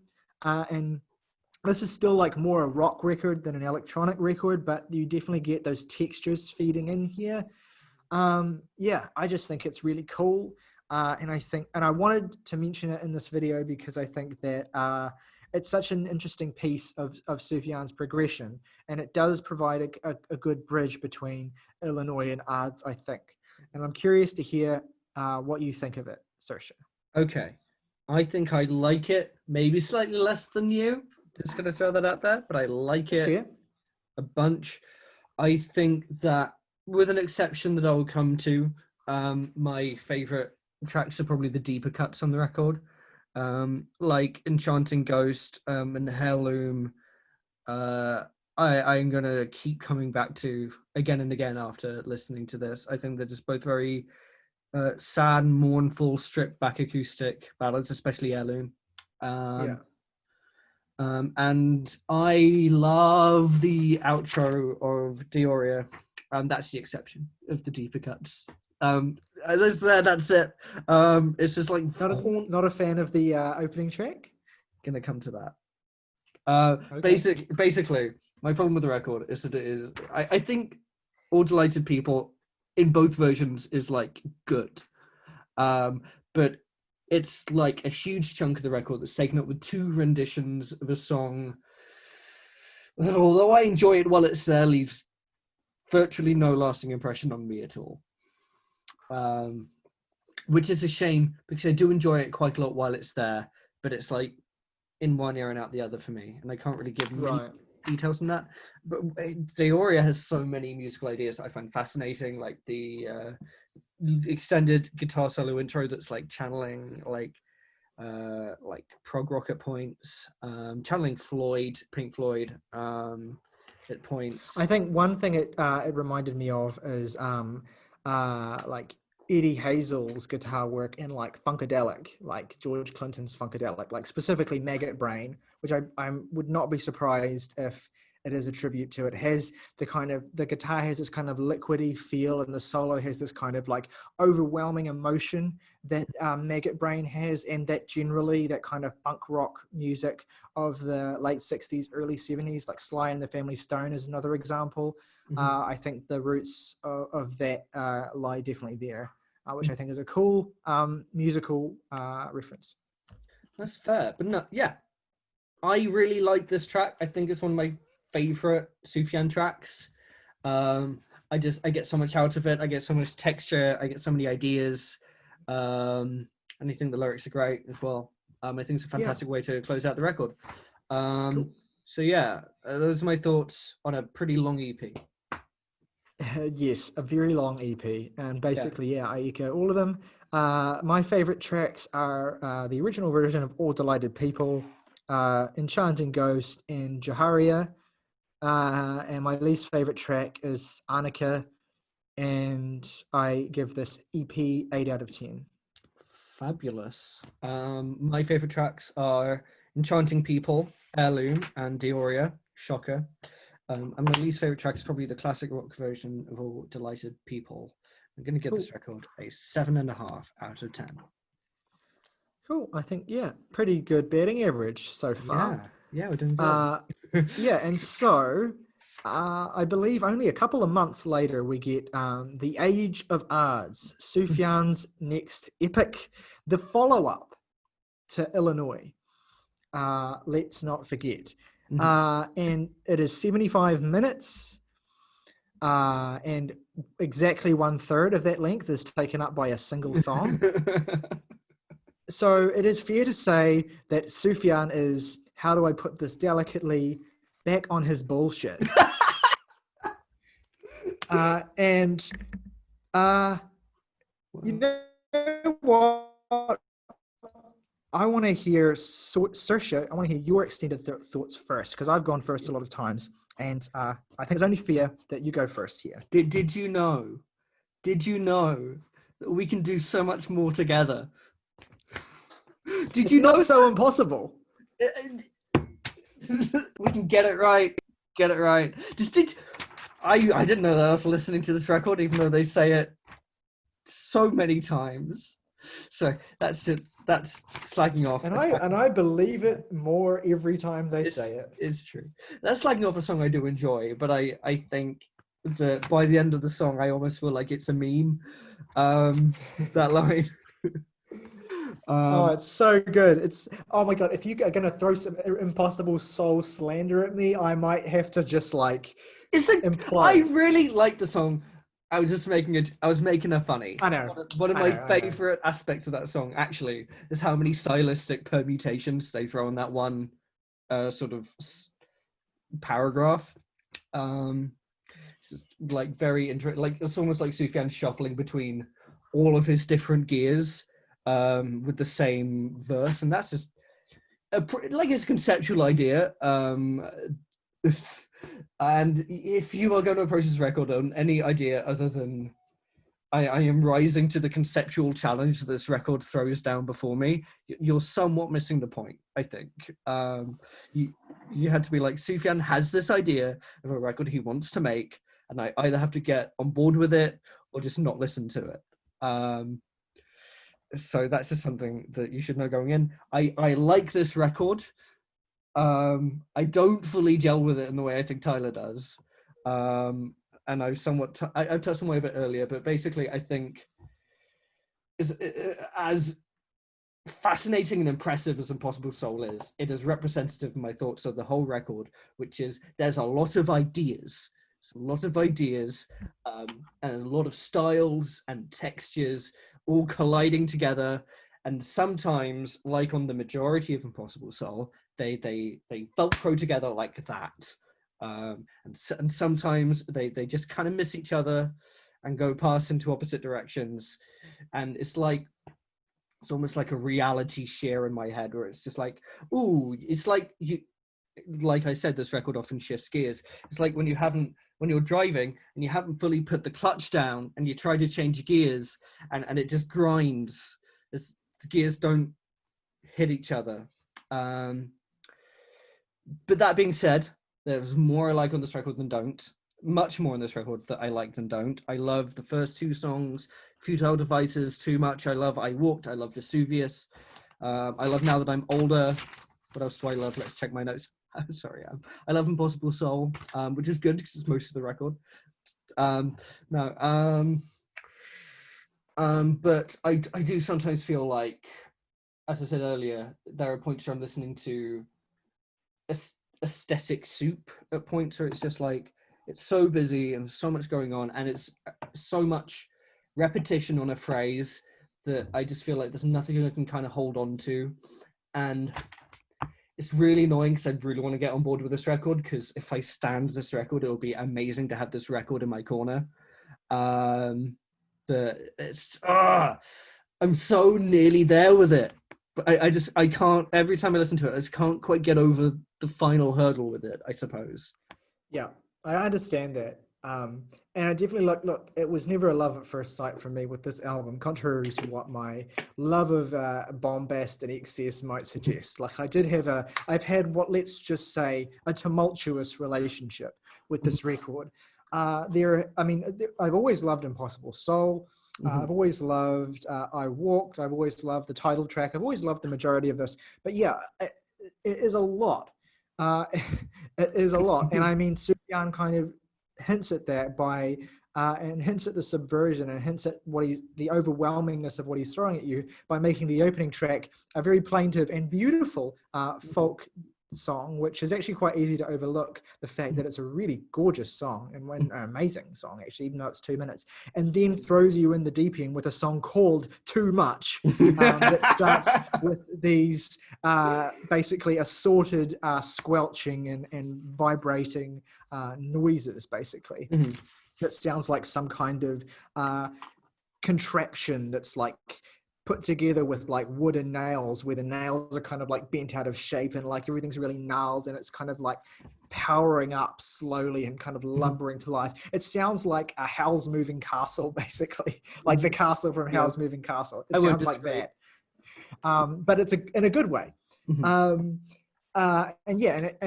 Too Much, I think, does take a wee bit to kind of start going, but once it does, it kind of pulls you in with these beautifully playful textures that kind of just weave all over the mix, really. But Sufjan's voice and his command of vocal melody and hooks really keep you grounded. I noticed that you did not mention the title track in the songs that you liked, but I want to spend a little bit of time on it, because I think that basically it's not that I didn't like it, it's I didn't love it. Fair enough. I think the title track is basically one of Sufjan's most impressive achievements. That's not Impossible Soul. I love the sheer overwhelmingness of this song. Like the horns on this song sound like they're 50 feet high and they're just blaring over the mix, and it's just got this kind of like to and fro quality, but at the same time there's a lot of versatility on this track. So it starts incredibly loudly and just bombastically, and it continues through this mode, but by the very end of the song it's incredibly quiet and Sufjan is whispering these beautiful lines. I wish I wasn't so consumed by selfish thoughts. It's only that I still love you deeply. It's all the love I've got. And it just kind of, the way that the record kind of seems to communicate to me the feeling of just overwhelming a lotness that's happening in your head when you're kind of just in a state of being emotionally overwhelmed, and then the way that kind of all whittles down at the very end to an incredibly simple emotional expression. There's just so much versatility, and it's very proggy. It goes all over the map, but it always feels tethered, and I love that. And you get a similar you get that kind of to and fro quality across the record. You get also these beautiful synthy pop tracks like I Walked that are very kind of pretty and embellished with these kind of strange choral vocals and I electronic find, buzzes. sorry, I hate to interrupt. I Please. find I Walked interesting for a reason I find interesting. It's just because I talked about his early records as showing off a big like early Radiohead influence, and I feel like on this record, specifically on I Walked, I get a big influence from like Kid A and In Rainbows. It's just like, it's almost like his later records are taking inspiration from maybe the more mature records in Radiohead's catalogue. I think that's interesting. I think the big disparity though between the Radiohead and Sufjan in terms of influence, like it's never an influence I would really have picked up on, to be honest with you. But I think Radiohead are always.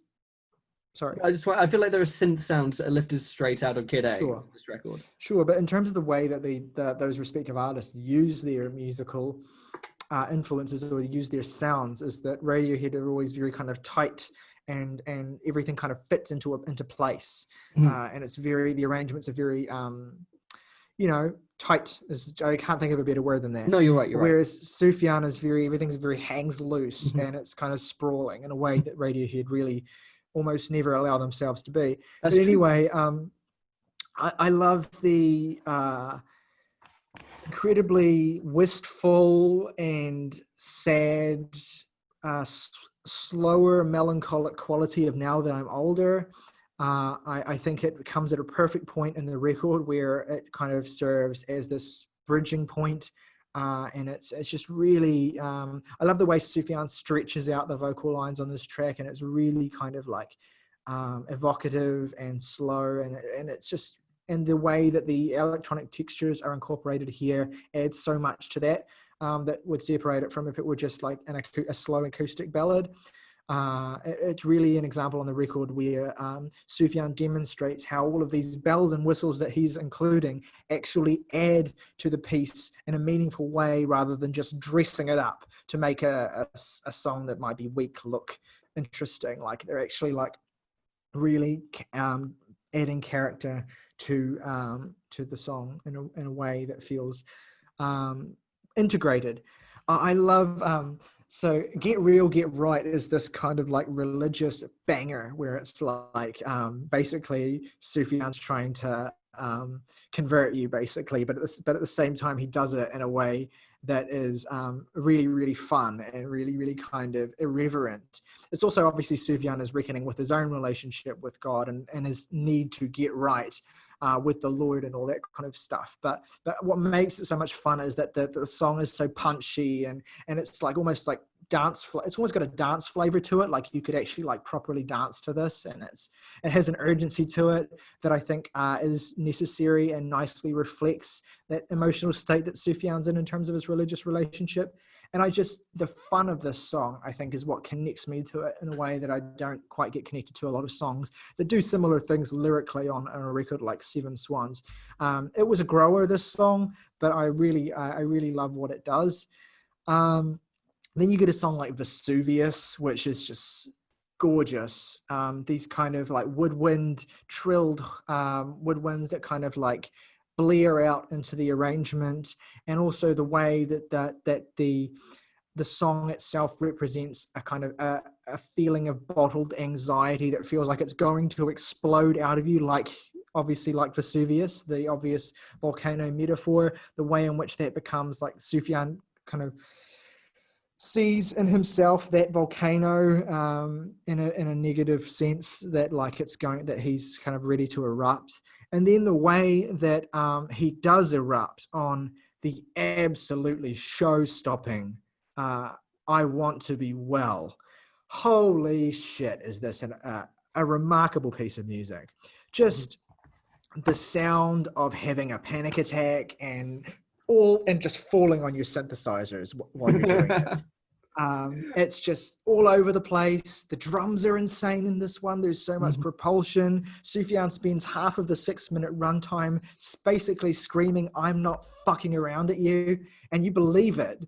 But crucially, it sounds like, it's not lacking in self-awareness. Like it's a song about Sufjan being in this state of total panic and needing to be well, basically, like his relationship with his mania. And the sense that kind of all the ideas and the drive that's spilling out of him to create and to assemble this gargantuan beast of a record might actually destroy him in the process, and that's really palpable on this track, and it's really effective. And then, you know, Impossible Soul is Impossible Soul. Like, I used to think, you know, I used to have mixed thoughts on it, but I now basically love every part of it. I put it on and I just like, it just takes me away. It does go through some digressive sections in the first 10 minutes that I did used to kind of lose patience with, but I've kind of now grown to enjoy them for what they are. And yeah, once it hits that call and response section about like 12 or 13 minutes in, and you go on, and the song just falls so in love with itself, and not in a self-indulgent way, but like Sufjan's like, holy shit, this is such a great hook. I have to keep doing it for the next 8 minutes of the song. But it works because Sufjan keeps adding to it. Like, it keeps getting more and more intense, and the horns get more and more intense, and it has a dance breakdown flavor to it, and it just comes. There's this to and fro, back and forth quality, and it's just so cool, and I love that. And then just the it's so funny to me, the ridiculous repetition of "don't be distracted, all throughout the song, like this sense of like this need to focus, but at the same time just being so overwhelmed by everything that's kind of spilling out of you. I love it. It's just addictive, and it's a wild ride. I'm not one of those people who thinks that Impossible Soul is Sufjan's magnum opus, like the finest thing he's ever done, but it is like, I mean, it's definitely top 10, and it's so good, and it's so much fun, and it's the perfect way to end a record like this. And what's so impressive about this record is that even though Impossible Soul takes up a third of the runtime, it doesn't feel like it overshadows everything else on the album. It just feels like another track that just happens to be 25 minutes long, and it really runs the gamut. And I love the way that it ends as well, with that kind of return to the plaintive folk, and it's kind of like the aftermath of the storm, where all of the overwhelming mania and emotion of the rest of the track, Sufjan is reckoning with the reality that is left in its wake. We made such a mess together. Like, we can do so much together becomes we made such a mess together. And that's such it's a sad, and it's a devastating, but it's also kind of a beautiful ending to the record that comes full circle with the folk opening of Futile Devices. And yeah, it's just, the record has such a great sweep, such a great scope. I do not think it's flawless. I don't particularly care for the shorter tracks, Bad Communication or All for Myself. I think they're fine, but they kind of feel not quite as formed as they could be if they were a little bit more, if a little more time was given to them. Particularly Bad Communication, which I think, honestly, if this record had been cut and we had a tight 10 tracks, if that song had been cut and we had a tight 10 tracks, it would be a bit better. Well, tight. You know, I just 10 is a very satisfying number of songs for me, and 11 is not, for some reason. That's just a personal thing for me. Anyway, yeah, I love this album to bits. I think it's overwhelming. It's bombastic. It runs the risk of being frequently stupid, but it just wins you over at every turn. And it's remarkable that Sufjan managed to make a record that matched the bombasticness and the grandiosity of Illinois, but in a completely different way. It's very, very impressive, and I love it. Yeah, solid. I just think, like, sometimes it just feels a bit formless, but that's just me. That. Yeah, I get that. Yeah, I do need to go to the toilet before we do ratings, if that's okay. That's fine. All right, I'll be back. Okay. I made so as well. Sorry, I'm so sorry. No, so sorry. No, that's fair enough. We just stopped at a really awkward moment. That's all. So I'm trying to no, seamlessly. So, okay, should we get into our favorite tracks and ratings for Age of Adz then? Love to. Okay, I'll go first this time. My three favorite tracks are the title track, I Want to Be Well, and Impossible Soul. My least favorite track is Bad Communication.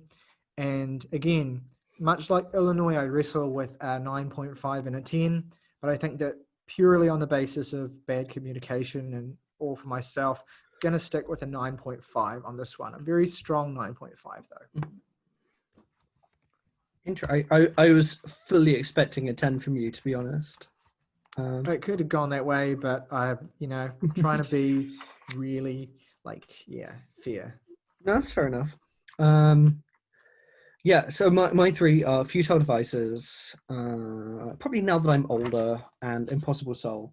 I'm going to get this record an 8. Awesome. I love it.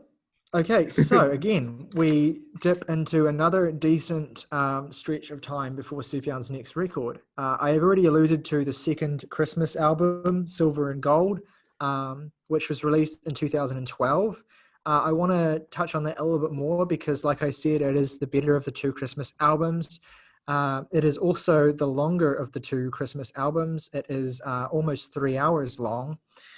And goes through, again, multiple movements. But I want to highlight one particular track. There are lots of great tracks on here. Angel, we've heard on High, Christmas in the Room, Child with a Star on His Head, Up on the Housetop. There are so many great songs in here, but there's one I want to highlight, the very closing track at the very end of Silver and Gold. It is called Christmas Unicorn. And it is basically, again, a song about the history of Christmas and basically how the idea of Christmas has evolved, and specifically the role of the unicorn as a representative of in its relationship in terms of iconography. But anyway, this song is amazing. It is a 12-minute song that starts off as this sweeping folk song with these choral vocals, and then halfway through it explodes into a dance breakdown and a cover of Joy Division's Love Will Tear Us Apart. Because of course. I cannot explain to you how awesome it is. And all I can say is that forget the album, go and listen to this song at some point. Just this song, Christmas Unicorn. And when you get to that dance breakdown, your jaw, even though I've told you about it, your jaw will drop and it will be the coolest thing you ever experienced. It's such a cool song. And I just wanted to shout it out because Silver and Gold is a long album. And it does have that song on it, which is a top 10 Sufjan song for me. But is there a Christmas song by indie band The Unicorns? Possibly, I doubt it. Purely because I don't believe they have a particularly prolific career. No, they don't know. But anyway, also in the interim between Age of Adz and the next record, hang on, I need to check the release date on this to see if it was before Carrie and Lowell. Yeah, so in 2014, Sufjan collaborated with the rapper Serengeti and the electronic musician Sunlux to form a duo. In fact, they formed it a bit earlier than that, a duo initially called S/S/S for their initials, but then they renamed themselves Sisyphus. And they released one record, a self-titled record in 2014. And Sufjan's done a lot of collaborative records. Some are more beloved than others, some are better than others, but none, I think, hits the niche of both being underrated and great, especially great, as much as Sisyphus does.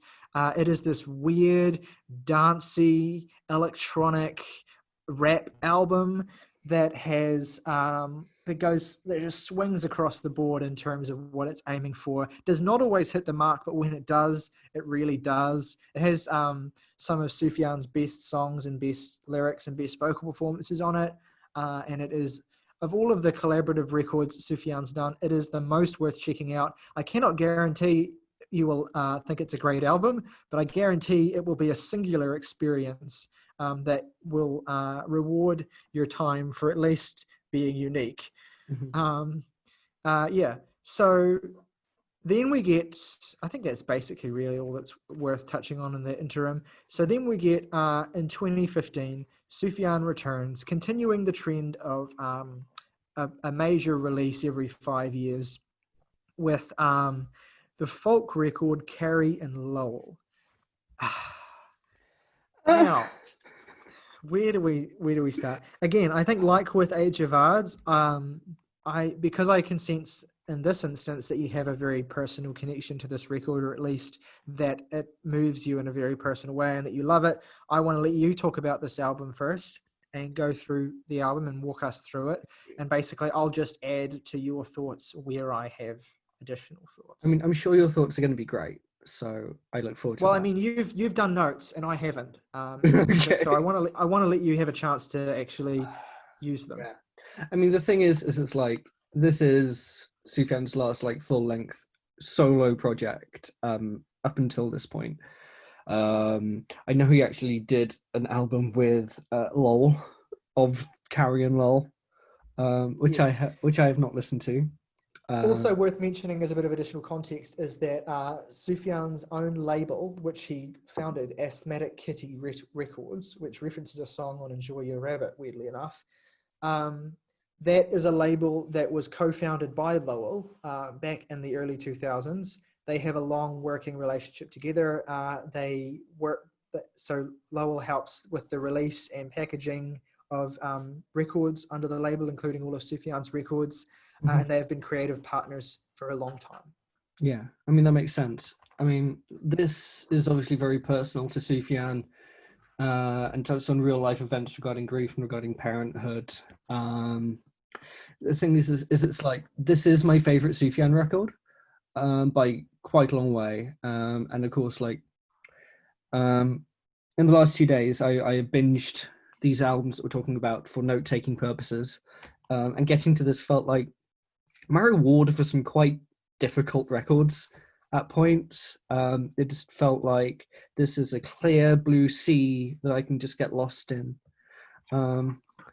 It opens with Death with Dignity, which is an astonishing way to open. It's so gorgeous and luscious, and it introduces some of the recording techniques that make the sonic palette of this record so compelling to me.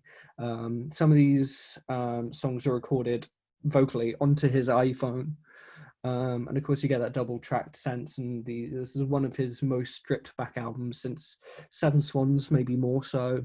And look, I'm going to be honest, if you'd have sat anyone down and asked them what is the musical palette on the Sufjan Stevens album that Saoirse was going to gravitate to the most, it was always going to be this one. Yeah, I think what makes it so musically rewarding and compelling comparative to like another folk record like Seven Swans is just how rich the production is here. It's so it's got so much depth to it. Every element sounds really, like I said, rich and just enveloping and textured. When that kind of muted but very gorgeous piano line comes in Death with Dignity, I don't know how to not cry. Yeah. When that part comes in, because it's so beautiful. And it's like, because Sufjan has spent this song saying, I don't know where to begin, repeatedly. Like, he's so overcome with emotion that he's in front of you struggling to express how he's feeling adequately. And then just for the lyrics to fall away into this incredibly beautiful melody that feels like it is carrying on the song lyrically, because it just has this feel to it. And then you get the first of multiple ambient outros at the end of this song, which again feel like very spiritual and feel like it feels like a moment of confrontation with the divine as a part of processing death. Yeah. I mean, just to give the context for this record, of course, like the title refers to Carrie and Lowell. And this record deals with the passing of Carrie, I believe. Yeah, Sufjan's mother, and Lowell is Sufjan's stepfather. Yeah. And that's like, if I tell you that my favorite Phil Elverum record is A Crow Looked at Me, this might give you some impression. Yeah. Of course, they do deal with those topics in very different ways, but anyway, the fact is, this record opens with the verse, "Spirit of my silence, I can hear you, but I'm afraid to be near you, and I don't know where to begin." And you feel like this has completely unmoored him, and especially coming off the back of such a confident record as Age of Adz, to have the emotional bareness of this record. And for a start, just a record that is this instrumentally stripped back to sound this luscious is like a masterstroke of engineering. Just such control of your reverb and EQ and track levels, just to create this totally immersive sonic world with basically acoustic guitars and pianos. Death with Dignity is one of my favorite Sufjan Stevens tracks. I've worked very hard not to make my top 10 tracks for this series, not just lots of tracks from Carrie and Lowell, but Death with Dignity is going to show up there, I'm afraid. Should have known better. It's the second one. It's much more soft and sensual. I had this line: "It feels like drifting around on a Mayday parade, going past your eyes in a serene dream as you slowly die."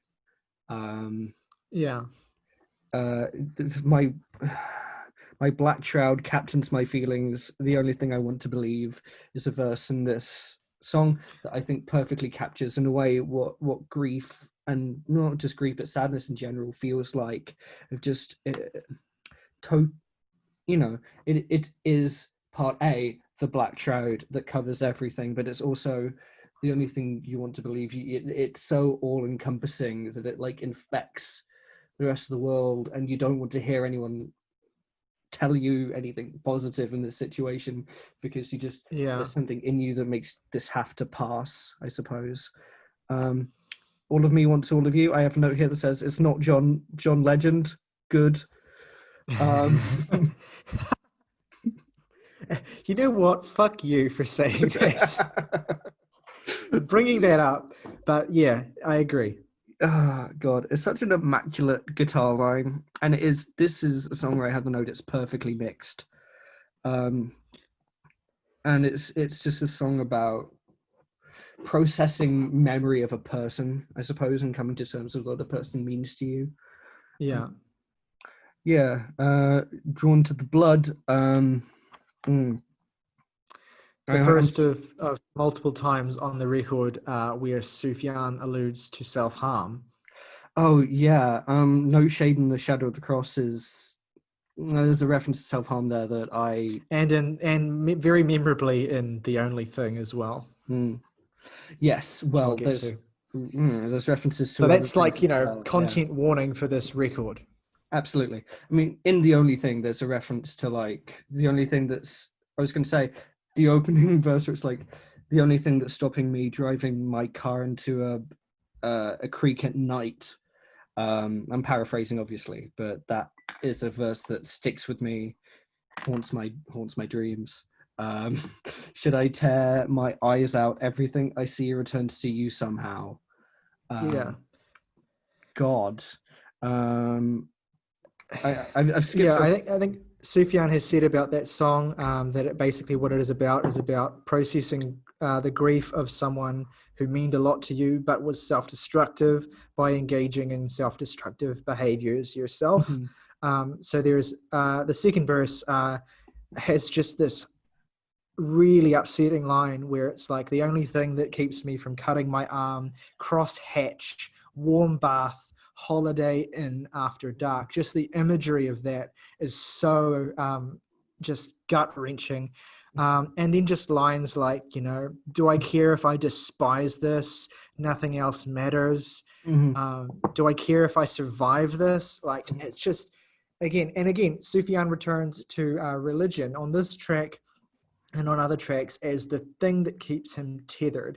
And he has memorably like these experiences where he'll be close to death and he'll have visions of like Perseus and Medusa, which are Greek mythology figures, which is really strange, but he incorporates that as well. And signs and wonders he continually refers to. And yeah, and that's really like, I mean, I'm not religious, but I find that really affecting. Absolutely. That notion of being in that lowest, that absolute like near death, and kind of just having this experience that defies normal explanation. Absolutely. And Anyway. like, I am someone who, I think everyone that's had grief touch their lives in some way. Yeah. But just even outside of that, I've had pretty uniquely rough patches of my life. And I'm also someone who questions religion. I'm not religious, but I constantly think about like wouldn't it be great if like God did actually exist in a way? Like, just would have to stop worrying about existentialism and just really nail down what I believe. So in a way, the way in which Sufjan weaves religious allusions, not necessarily through totally oblique imagery, but through existentialism in the wake of tragedy, I find that sort of endlessly compelling. I want to highlight a song I've sort of accidentally skipped over, that being Eugene, which is a standout track on a record full of standout tracks. The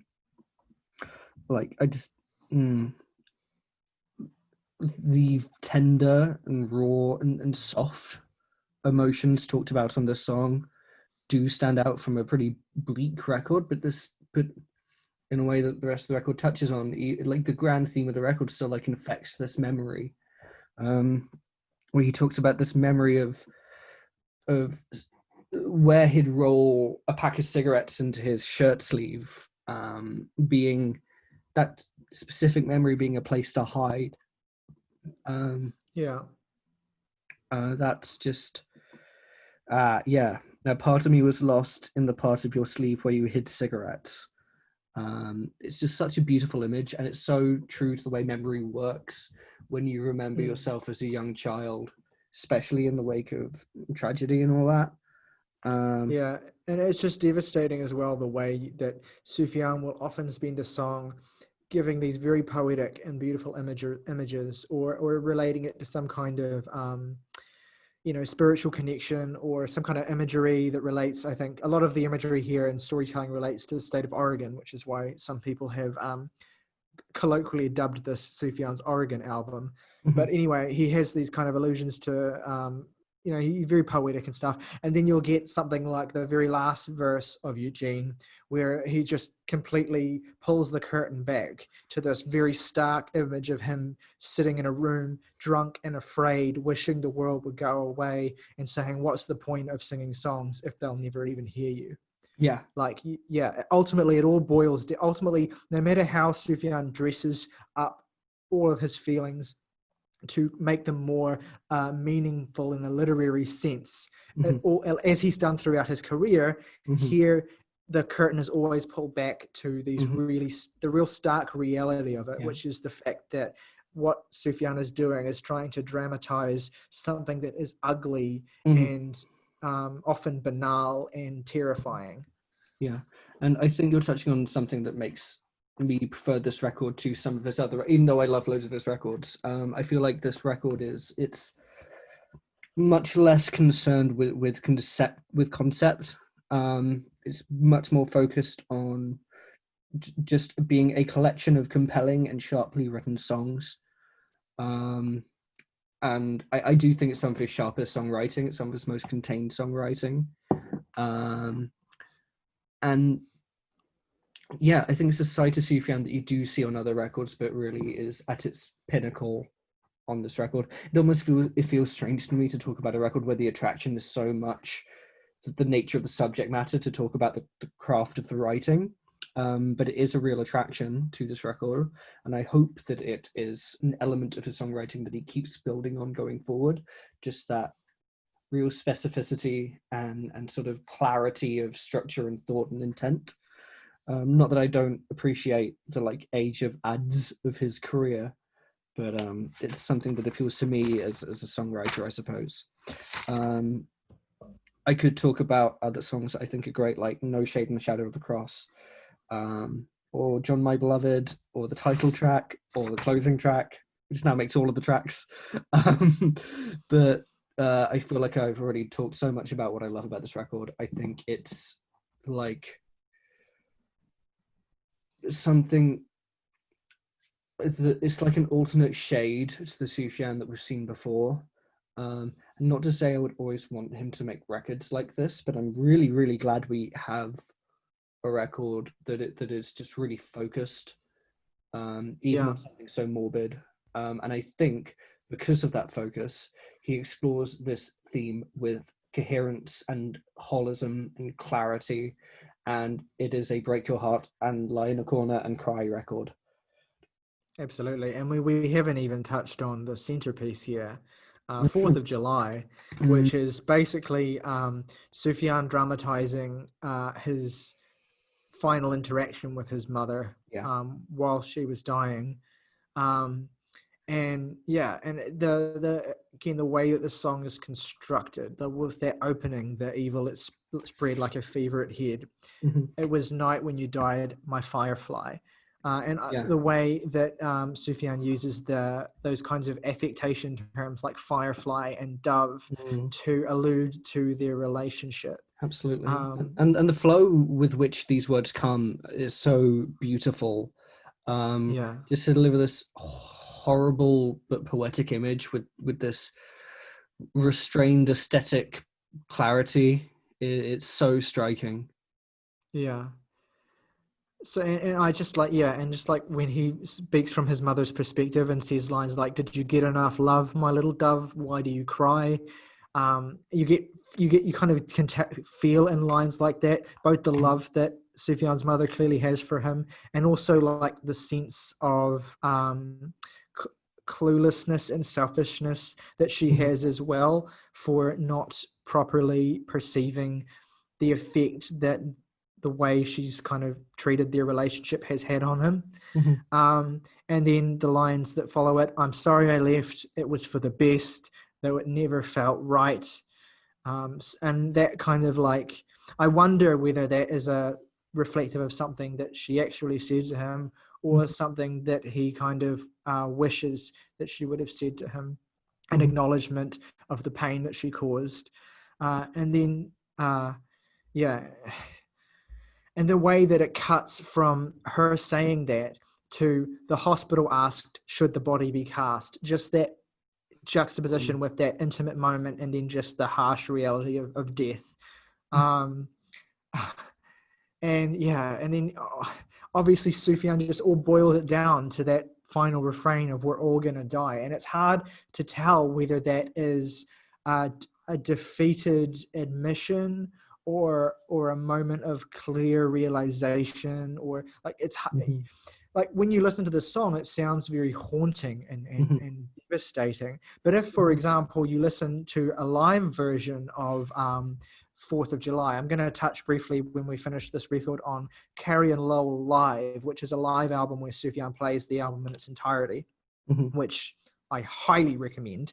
But basically what he does on that live album is he stays true to the folk and sonic elements of this, but he makes it really sound much bigger and huger, and sometimes some of the arrangements are more embellished in a really good way. But what he does with 4th of July specifically is that instead of ending at this really haunting moment of sad stillness, it explodes into this beautiful upbeat incredible dance breakdown where he's shouting, "We're all going to die, we're all going to die." And it's like, yes, we're all going. And what it changes that line from being is a kind of a sort of state of defeatedness to a state of, yes, we're all going to die. But now that we have accepted that, we're free.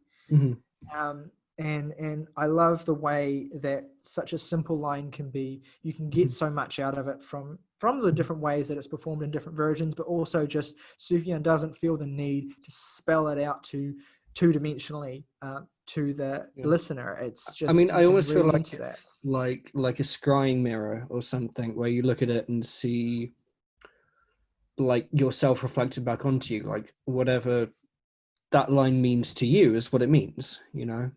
And I fully endorse that reading of the line "we're all gonna die," where it's like that, you know, in the acceptance of the inevitability of death and the Albert Camusian absurdity of life, then we are sort of freed by that.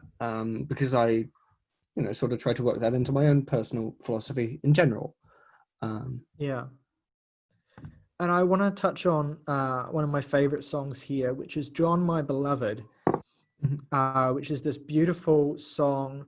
And it's very, very purposefully ambiguous as to whether the song is about a lover or about Jesus. I believe this is probably like the song that really kickstarted that meme, but it's very clear the more you pick this song apart, it's almost impossible to tell whether it is about a lover or about Jesus or about, you know, both in some kind of way. But there is just so many the chorus on this song. So can we pretend sweetly before the mystery ends. I am a man with a heart that offends with its lonely and greedy demands. There's only a shadow of me, in a manner of speaking, I'm dead.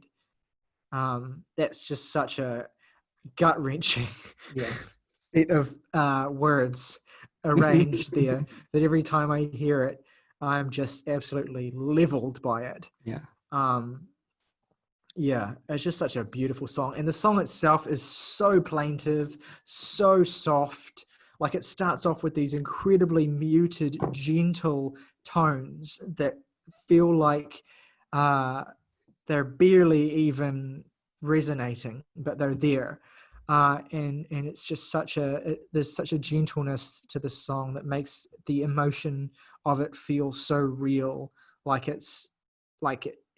Sufjan is nervous that if he expresses too loudly or if the song is too much, it'll just fall apart into pieces. It's got this incredible tension about it. In fact, the final three tracks, from John, My Beloved, through No Shade in the Shadow of the Cross, through Blue Bucket of Gold, is probably maybe my favorite three-track sequence on the album. It just, you go from that state of emotional fragility in John, My Beloved, to a state of even more emotional fragility, like in the incredible No Shade in the Shadow of the Cross, which is, you can hear the ambient noise of the hotel room where Sufjan recorded it. And it's just so devastating. You know, when and just the way that Sufjan manipulates his voice and the way that his voice is mixed in the song to add intensity without actually changing his vocal intonation at all. But he can modulate the intensity of the vocals without even having to change the way he's singing, is so remarkable on this song. Like, you go from lines that sound more muted and withdrawn, and then they're delivered, the next few lines are delivered in the same way, but they just cut you. Like when he says, I'll drive that stake through the center of my heart. And it just, all of a sudden, that line just hits like a freight truck every time I'm listening to it. And then obviously the same with when he says, there's blood on that blade. Fuck me, I'm falling apart. Yeah. What an image that is. It's so overwhelming. And I love the kind of transfiguration of Blue Bucket of Gold. Like, it feels like you're being lifted up into the afterlife at the end of this song. It actually ends the record on a surprisingly, if not upbeat, then at least positive note. Because it's talking more about, like, again, spiritual iconography, but also like the comforts that Sufjan has in his life that keep him tethered even when there is a lot of uncertainty as well. It does feel like Sufjan's ultimate sort of goodbye. And I like the way that Sufjan said in an interview about this song, I didn't know how to say goodbye with the last track to my mother in articulation, so I just quit playing piano and vocals and stopped, and I wanted to surrender her to the beyond with noises that sound bigger than just me. And that's what the outro to this song sounds like to me. These gorgeous waves of these pillowy synths that sound kind of like Sigur Rós almost, and they just overwhelm you with how large they sound. And then the slow and subtle way the record closes out with these gentle, muted, what sound like woodwind tones, very low, very quiet, but just like you're washing away basically into nothingness. And it's such a beautiful end to the album. I agree. It's just, it's remarkable how well structured this is, how integral every piece of it feels. Yeah. No, the reason I just didn't talk about those was just because I felt like I'd already expressed everything I loved about the record enough to cover those tracks. But I agree. No, that image from No Shade and The Shadow of the Cross is probably one of, I can't say because there are loads of them, but it's one of the most striking images on the record, and I love that song. I also love the things you touched on in all the other tracks, like John My Beloved and The Closer. God, is this a good record? But don't listen to it lightly. I would not be surprised if Sufjan never makes another record that sounds like this again. No, it feels like, something Sufjan needed to do, an emotional exorcism, and I very much anticipate that his new record, which I have deliberately avoided listening to the so far 2 tracks that he's released ahead of it, but I anticipate it will be, because it's like 80 minutes long and it has like 15 songs on it, so I think like he's going to do the more eclectic stuff probably. So we'll see how it goes. But yeah, I think maybe it's for the best that Carrie and Lowell stands as something unique and, completely of its own thing, like in Sufjan's catalogue. I wouldn't necessarily want him to try and make something that replicates the emotional intensity of this, unless it's an emotional intensity that he is genuinely feeling. Shall we go into our favourite tracks then? I would love to. Go first if you want. I feel like you've gone first before, so I'll go first with this one. I'm going to say I would say Death with Dignity, The Only Thing, and Eugene. And if I was forced to pick a least favourite track, I would probably say Carrie and Lowell, but I don't want to. And I'm going to give this record a 10 out of 10. Okay, my 3 favourite tracks are, in no particular order really, Death with Dignity, John My Beloved, and The Only Thing. My least favourite track is, I don't have a least favourite track, it's a 10 out of 10. Fabulous. Nice. Here we are now, 5 years later, in the lead up to Sufjan's new record. I will just mention in passing the things he's done since then. Like I've already alluded to the Carrie and Lowell live album, which is so good, so good. Anyone who likes Carrie and Lowell should listen to it. So that's my way of telling Saoirse should listen to it. It is just like basically it's every song on Carrie and Lowell and a couple of other songs from Age of Adz, I think. And they're all done in really extravagant arrangements that nevertheless do justice to the emotional core of the songs themselves. Really good stuff. And also there is a cover of Drake's Hotline Bling on it. Of course there is. Yep. Bless you. Yep. Sorry, overcome with emotion there. Something I'll also mention is The Greatest Gift mixtape, which is the equivalent of the Avalanche for Illinois, but for Carrie and Lowell. It features songs, in Sufjan's words, outtakes, remixes, and demos from Carrie and Lowell. Particularly want to highlight 3 tracks: Wallowa Lake Monster, which is like this gorgeous arrangement that blossoms into some kind of massive lumbering beast in its second half.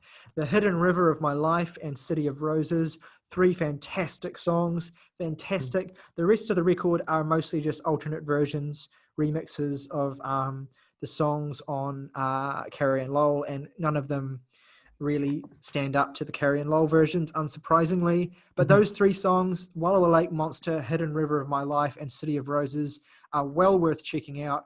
Fantastic songs. Very good as anything on Carrie and Lowell. So that's the Greatest Gift mixtape. Sufjan also has released a number of collaborative records, including Planetarium, which is a concept album about the solar system, which he made with Bryce Dessner of The National, and also Nico Muley and James McAllister. It's not a great album, but it's pretty good. It has some great songs on it.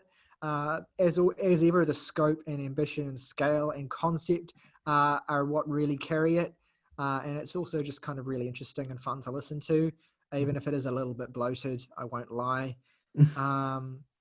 He's also released the Decalogue, which I actually haven't heard, a collaboration with someone called Timo Andres. I apologize for my lack of knowledge there. And also this year he released a mostly ambient collaboration with Lowell Brahms called Aporia, which I'm not terribly fond of, but is not offensively bad or anything. Okay. And obviously, of course, the Mystery of Love EP, 2 songs, Mystery of Love and Visions of Gideon, from the Call Me By Your Name soundtrack. 2 of his best songs, in my opinion. Both are fantastic songs. I agree. I can't recommend them enough. And also worth shouting out is the standalone single that Sufjan released in 2017, Tonya Harding, which... I love that song so much. Yep. Tonya Harding, both in D major and E flat major. I particularly like the D major version, the original, very gorgeous, sparkling pop version that he released a video for on YouTube. Again, incredibly great song, very much in the same vein as John Wayne Gacy Jr. in terms of being this kind of biopic song about this controversial figure where Sufjan draws parallels between, although it's less about drawing parallels between this person and himself and drawing parallels between this person and kind of America, I think, and just like examining the ways in which we lionize or otherwise these controversial figures in our culture and how we treat them as objects less so than people, but also reckoning with a complicated legacy, which is one that Tonya Harding undeniably has. Yeah. Also want to shout out the double single that he released for Pride Month last year, Love Yourself and With My Whole Heart. 2 beautiful songs that are both sort of uplifting LGBT anthems, and they're both really cool and they deserve a listen. So he's been consistently releasing stuff, and now we got the double single America / My Rajneesh this year, America being the closing track on his forthcoming album, The Ascension, and My Rajneesh being, I think, a 12-minute song that's not on this album. So I did listen to it, and it's amazing, and I highly recommend it. And I'm like, okay, if My Rajneesh didn't make the album, what the hell did? So I look forward to listening to The Ascension when it comes out, and we'll be reviewing it on the Jams and Tea podcast. Absolutely. Which is on this channel, obviously. We'll be reviewing it a week after it comes out. So that's that. But before we wrap up, as is traditional for us to do when we do our artist discography deep dives, we'll do our rankings of the albums and top 10 tracks by the artist. And Saoirse, I'm going to let you go first. Okay, so my album rankings are probably going to be Enjoy Your Rabbit, The Sun Came, 7 Swans, All Delighted People, Age of Adz, Illinois, and Carrie and Lowell. Shocker of shocks. And my top 10 tracks are probably Detroit, Romulus, John Wayne Gacy Jr., Cosmic Plasky Day, Enchanting Ghost, Dioria, Impossible Soul, Death of Dignity, The Only Thing, and Eugene. Very good. Like, I cannot fault any of those. Thank you. I kind of struggle with my top 10.